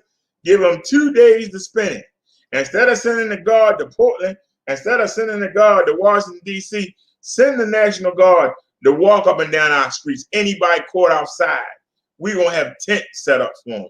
And we're going to quarantine them ourselves. If they can't take the $5,000 to entertain themselves for 17 days, then we'll lock them in tents and make them quarantine themselves. And we ain't going to give them nothing but 3 meals a day. And that's all they going to get. Since we gave you $5,000 and you can't stay in the house, you got to go out there and see the bikinis. You got to go out there and freak in the club. You couldn't get enough entertainment to last you while we locked down, and we get rid of all the CV.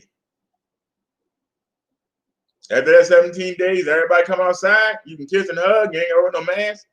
Worry about no hand sanitizer. Everybody either be cured or dead. Nobody will have the CV. Every once in a while, a small little thing might outbreak. Somebody that didn't recover in that 17 days, but not nothing that can't be squashed. Little fires. But we'll be free. We'll be able to go outside and do what we want to do. Be able to go see the basketball and go see the football games and do all that. 17 days of quarantine. We could have done that back in March. We wouldn't have this right now. We wouldn't have almost 200,000 dead. But I'll listen.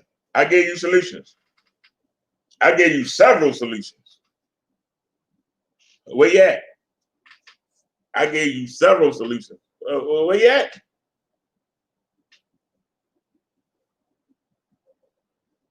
Things that Trump can do right now. I've tweeted Trump and told him. He still won't do it.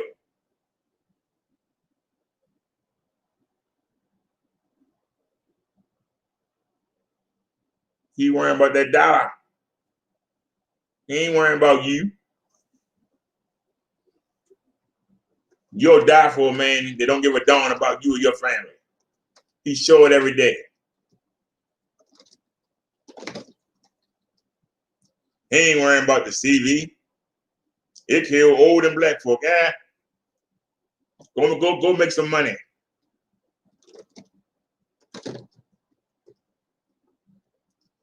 I laid my case out.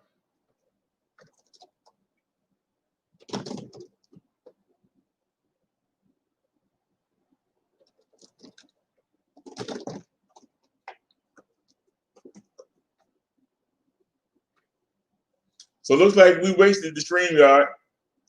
Nobody don't have the cojones to call in. But you'll call in and talk about the STDs. You'll call in and talk about ZX and EX. You'll call in about Coke bottles. You'll call in about the man in Indiana. And talk stupid mess. What kind of car he driving and all that stupid stuff. Y'all sit there and talk about that, but you won't talk about nothing real that affect your life. You won't.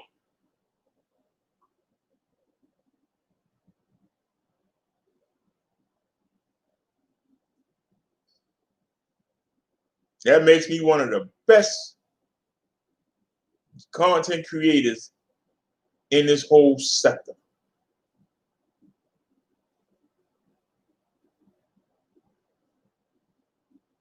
Because you can't come over here and shuck and jive. You can't come in and make your little stupid comments. And that's why you don't come. You can't handle it. We ain't gonna let you gang up on nobody. You worrying about the little speck in somebody's eye when you got a daggone log in your own eye. But you want to gang up with other people that got logs in their eyes. And instead of taking care of your log, you want to complain about somebody else having a speck. Why do I care who somebody sleep with? I ain't sleeping with them. What I care? So why should you care? Why do you care? Very valid questions. Nobody want to come answer it. Very valid questions.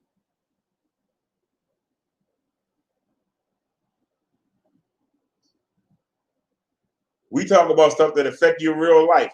If you say we boring, that means your life is boring because these things affect you. Who somebody sleeping with don't affect you. What somebody else driving don't affect you. The stuff that we talk about affect you. And if you don't want to talk about what affects you, that means your life is boring. You have to worry about what somebody else is doing. That means you ain't doing nothing. So that means you're boring. And you don't think your life worth talking about. So you got to talk about somebody else's. That makes you boring. I don't understand your logic.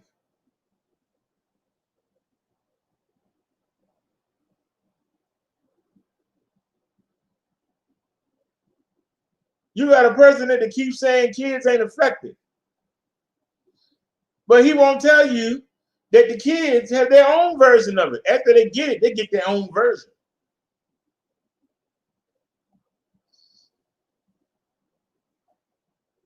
They don't tell you that. They don't tell you that you get the CV if you're a young adult, and the antibodies if you don't die. The antibodies that you make. I know I was told with the flu that the reason why you get sick is because the flu come in and attack your body, but you get the temperature because your body is trying to sweat out. They're trying to make it uncomfortable for the virus, right? And that's why you get the fever. And when you take a fever reducer to make you more comfortable, you fighting against your body. Other people don't realize that. The body wants to make it uncomfortable for the virus. But when you take those fever reducers, you actually make it, you're fighting against your own body. And you're making it easier for the virus to ravage. They don't tell you that.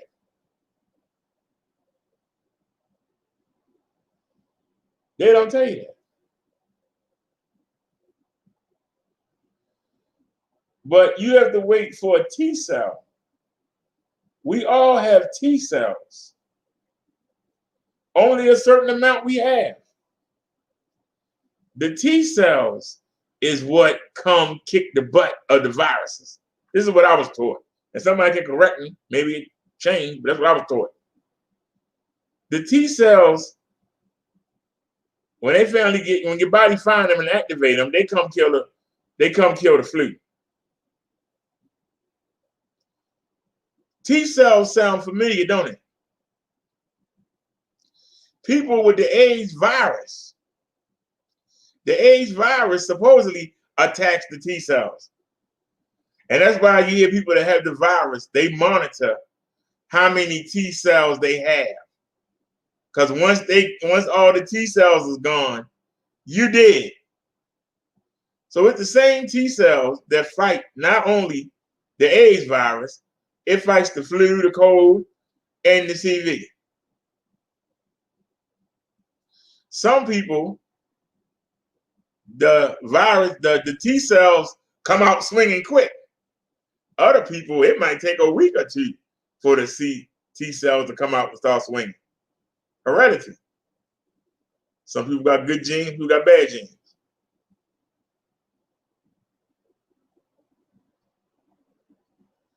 If you older, maybe your T cells, they go sign. Maybe your T cells don't have no kick. But you want to send your kids back to school when they got their own version of the CV. But ain't nobody talking about that, right? We've talked about it. Video's out.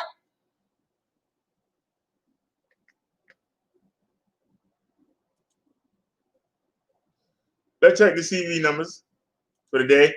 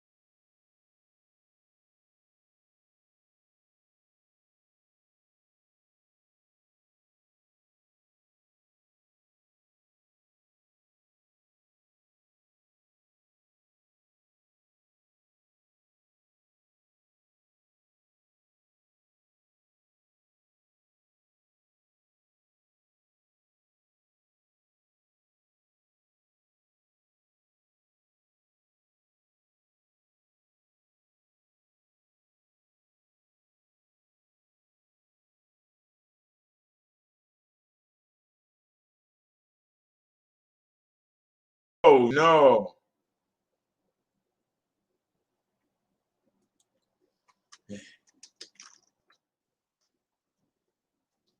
I messed up, y'all. My bad. Y'all know that StreamYards is a website. I actually lost the website because we went to that site. I was supposed to go to a different Chrome, and I took us out. Was y'all able to hear anything?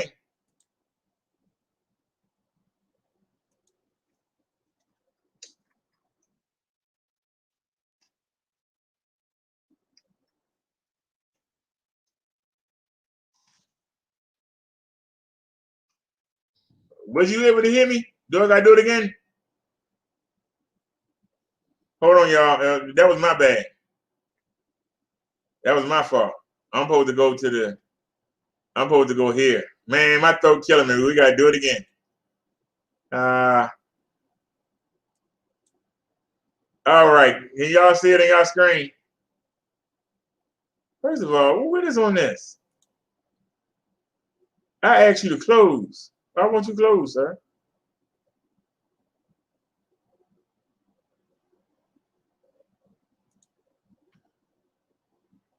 Hello, can somebody tell me? Was you able to hear me? Hello, is the microphone working? Can you hear me? We gotta share the screen.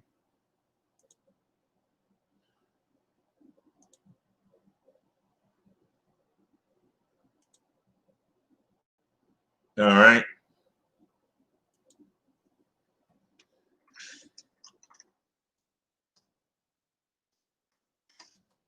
Hey, we lost everybody. Hopefully they'll come back.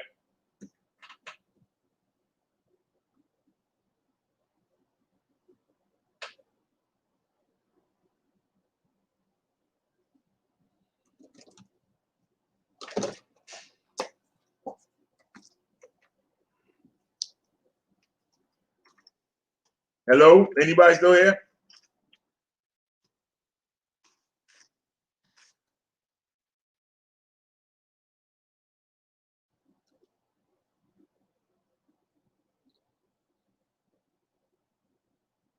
All right, Mud Duck says it's working now. Okay, that was my fault, y'all. I forgot. StreamYards is a website. It's not a physical engine like the OBS. And by mistake, I went up there and I went to the bookmark, and I actually left the web page, and that's the reason why we lost contact. We were still here, but we left the web page. So we gotta do this again. If y'all couldn't hear me, I'll just do it again. Hope my throat hold up. CV cases, 6,211,796 people have been affected in our country. Deaths, 187,736. Closed cases, cases that had an outcome, 3,643,999. Recovered and discharged from the hospital, 3,456,263. 95%. 187,736. That's 5%.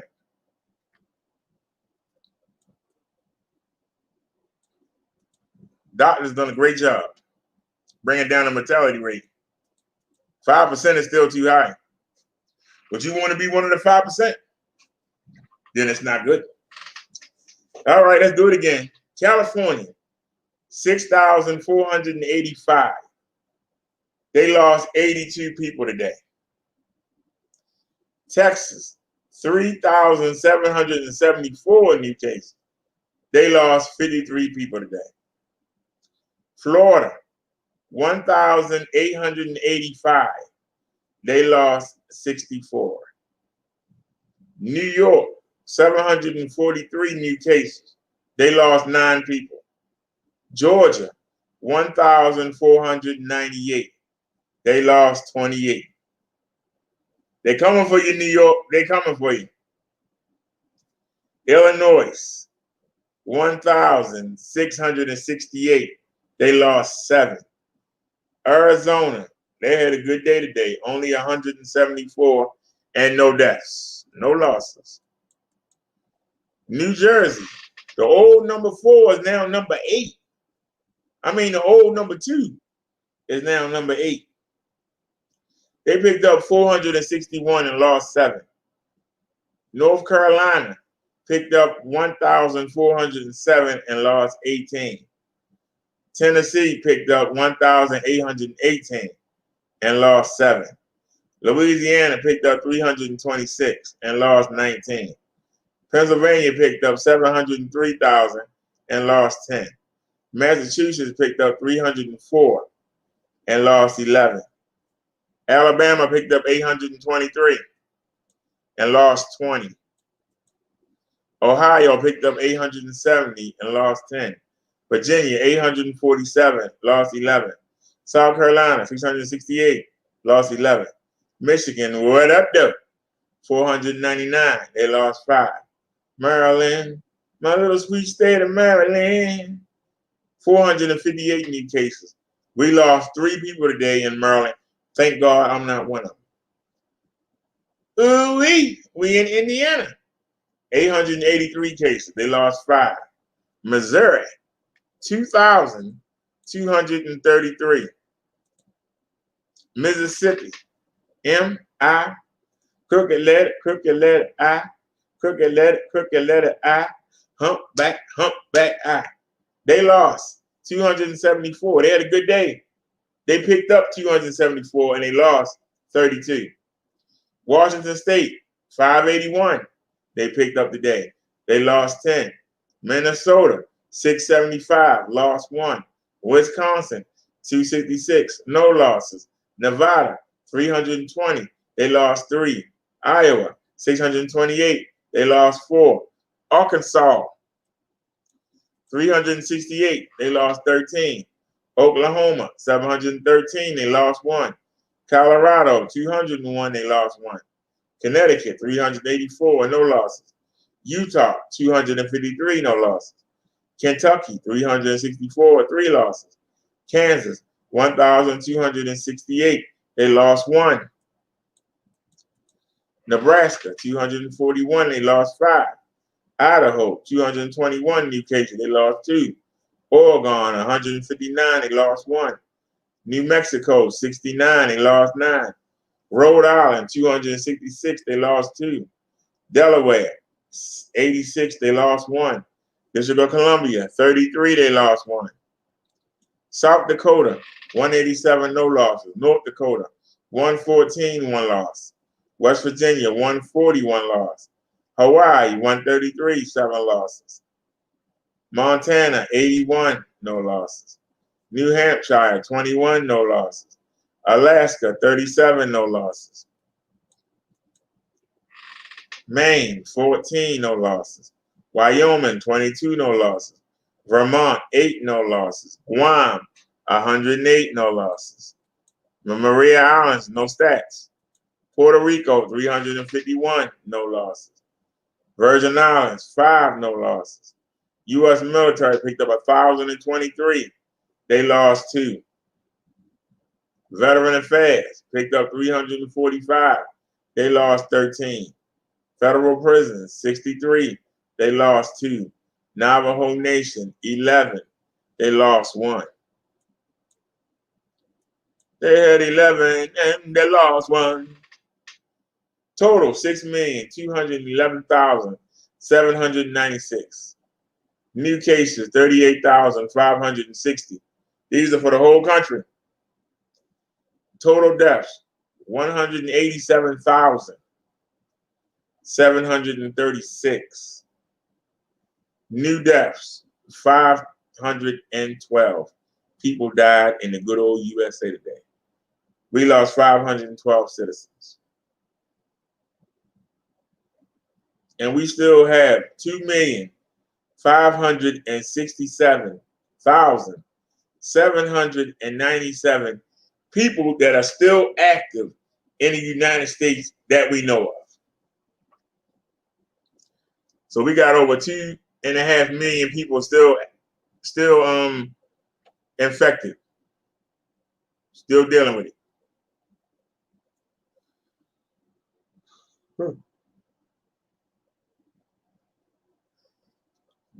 That's a lot of people.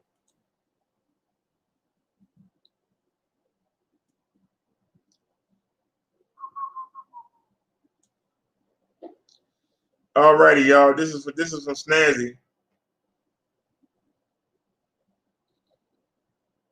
Yeah, y'all can say it. I love it when I hear revelations. Not really, it kind of scares me.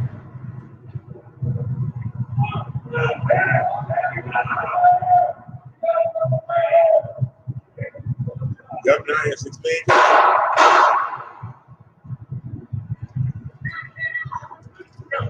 Go.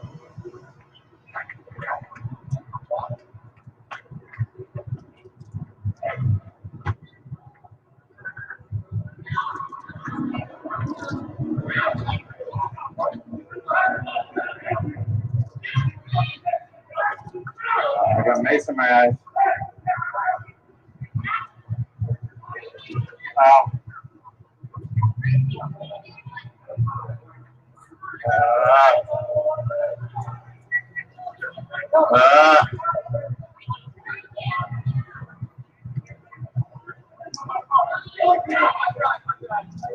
Oh no! Eyes. I forgot.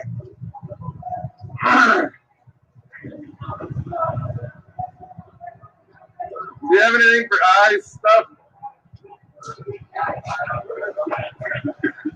Yeah. Eyes. I think I got it. Eyes. I think I got it on film. I got it in my eyes. Right there. Eyes. God damn it. Eyes. Eyes. Eyes. Eyes. Eyes. No, the guy who shot ran off. Eyes. Ow. Jesus. Hey, dude, you got it on video. You want to fucking give it over. Eyes.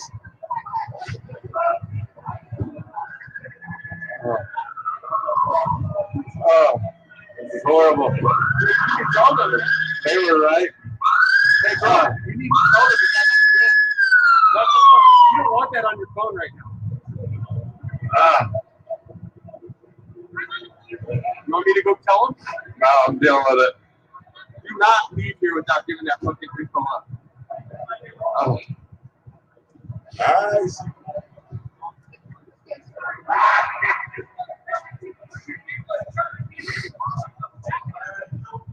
Okay.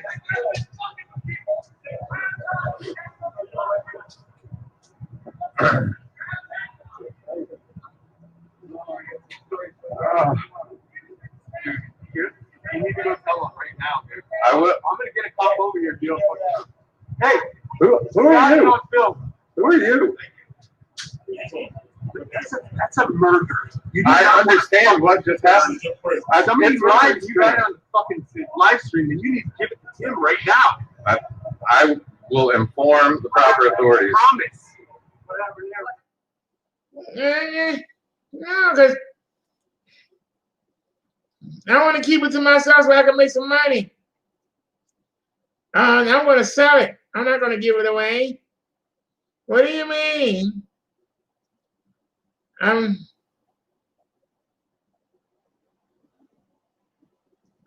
right, y'all. Here we go again. Because y'all are going to say, oh, Lord. What, Robert Derek? We ending with something big here. Get ready, y'all. Let's go.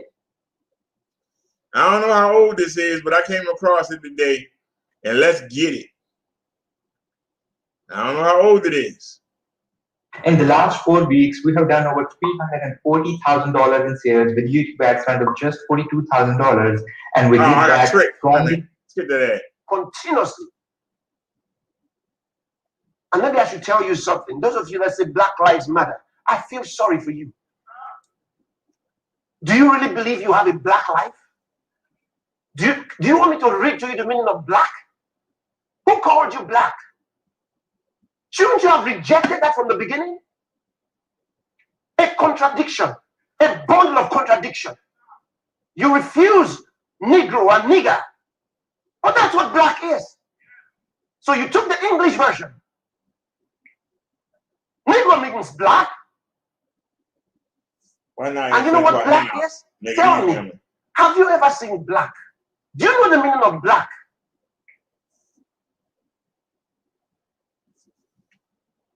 Black means the absence of color. Absence of color. Absence of good. Absence of light.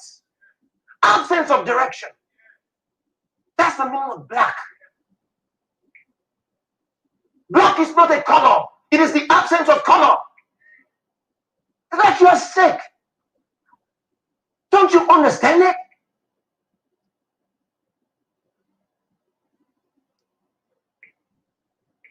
So now you call yourself Black Lives.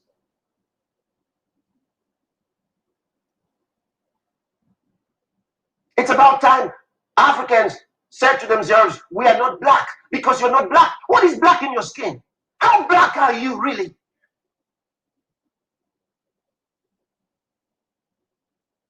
They keep laughing at you as you call yourself black.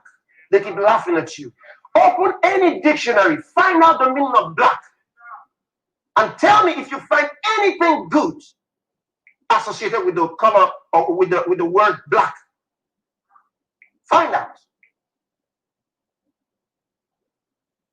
And you're not black. You got to change it. The same way Negro became a racial slur, black should be labeled a racial slur when it is used in connection with you, with your color. Because black is not a color, it is the absence of color. I got your link now. I got both of them. Thank you. So, better if you're called people of color. It's okay. Color is nice. That's not a bad one. People of color, but let no one call you black. Because black is not good. And you are not black. Compare your skin color to black. Your skin color is not black. The definition of black is not good. It is being used in destroying you. And you're using it. It's a constant confession. Listen, names matter. If names didn't matter, God will not change the names of certain people in the Bible. Names matter. So when you keep calling yourself black, you are calling yourself absent. Light is absent. Color is absent. Good is absent.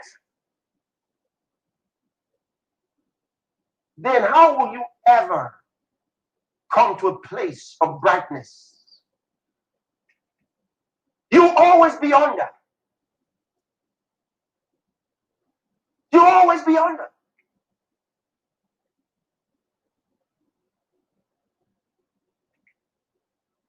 Refuse to be black. You're a man of color, a woman of color, that's fine. Not black. Black is not a color, I remind you.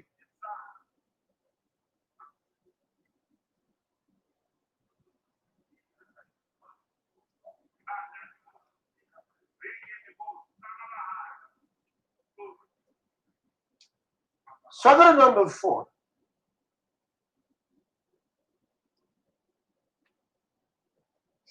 I can't be nobody. Oh, that's it. Whoa, get it off my screen. Yeah, get it off my screen. That's how we got flagged last time. Yeah, A&E. They ain't showing number A&E. You trying to sabotage me. Are you mad because we played that? Are you mad? All right, let's go to Naya. That's the upgrade link from right there.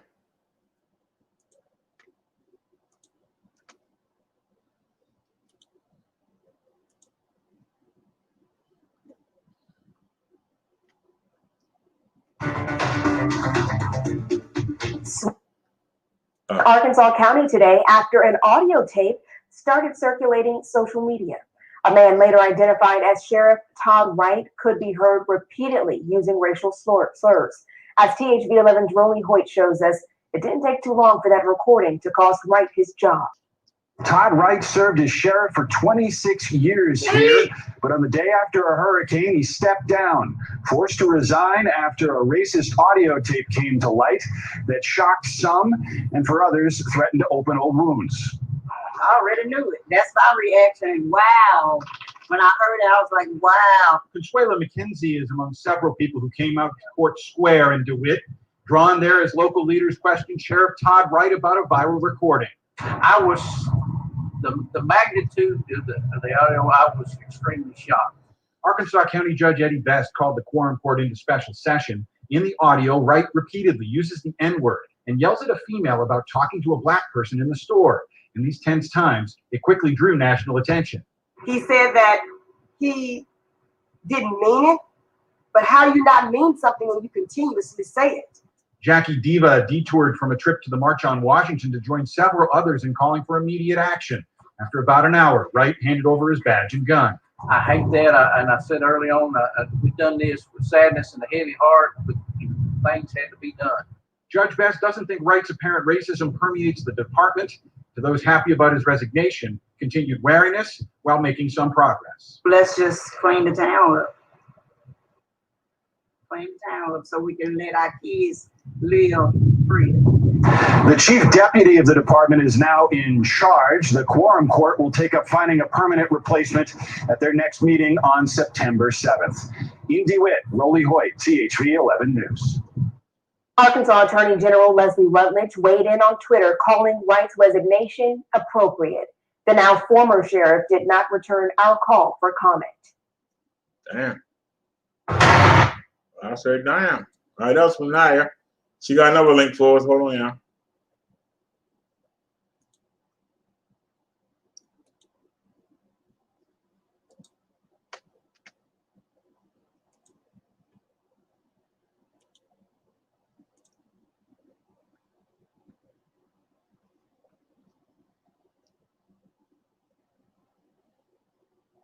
Now, we began tonight with breaking news from Columbia Police. Tonight, the department fired Sergeant Chad Walker following a weekend incident where he repeated racial slurs.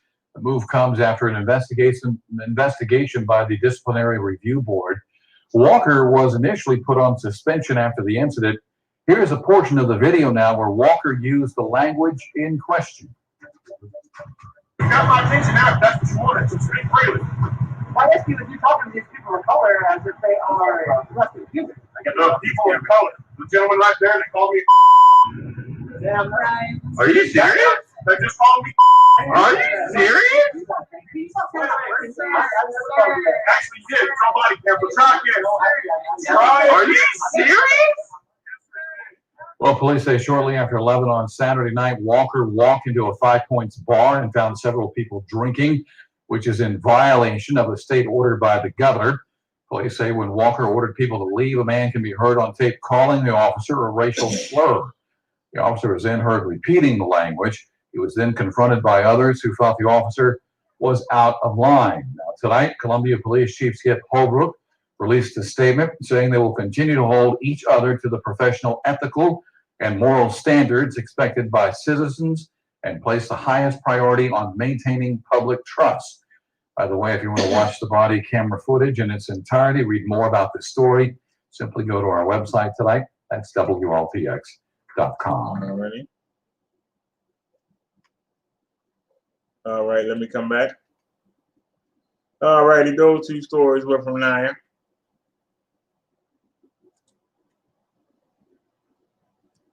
Anybody say anything? Naya said we reached 6 million cases.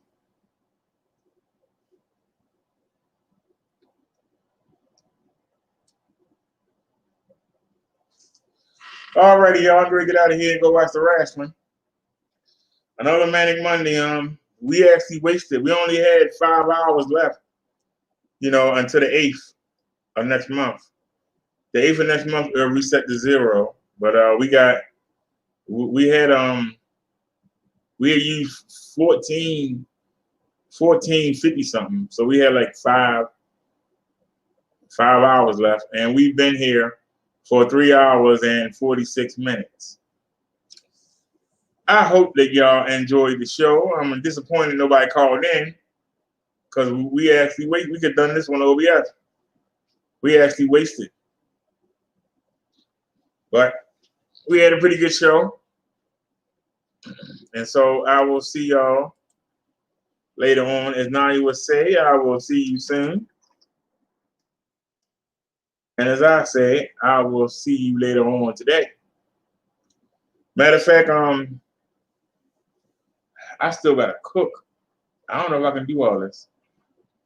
I'm supposed to be taking the paper up to the doctors tomorrow, and I was gonna hit the market. I just need to get something for tomorrow and Thursday and Friday morning.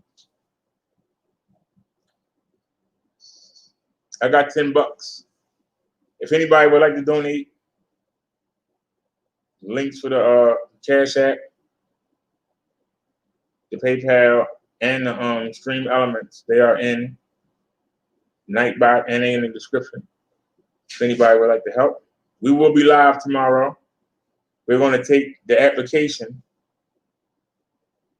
up to the doctors.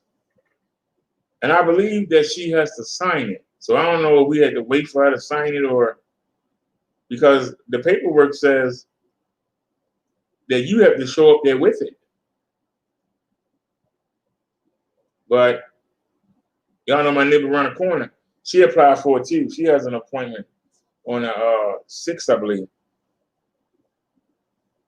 So she's actually ahead of me on that. I wish she would have told me. But I'm always the last to do something. But anyway, I'm going to go up there tomorrow and I'll find out. They say you can't bring copies, so I'm going to go up there and I'm going to call before I go and make sure the doctor's there. And I'm going to ask if she can fill the paperwork out tomorrow, and we'll go up there and we'll get that working. And I'll find out whether or not she keeps it or I keep it, or do we have to sit there and wait for her to get done with her patients to come sign it, or is she going to sign it in between patients, or, you know. So we'll have to wait and see. But anyway, as Naya says, good night, gang. Rest well, and virtual hugs to everybody. Thank you for watching. I had a conversation with somebody today.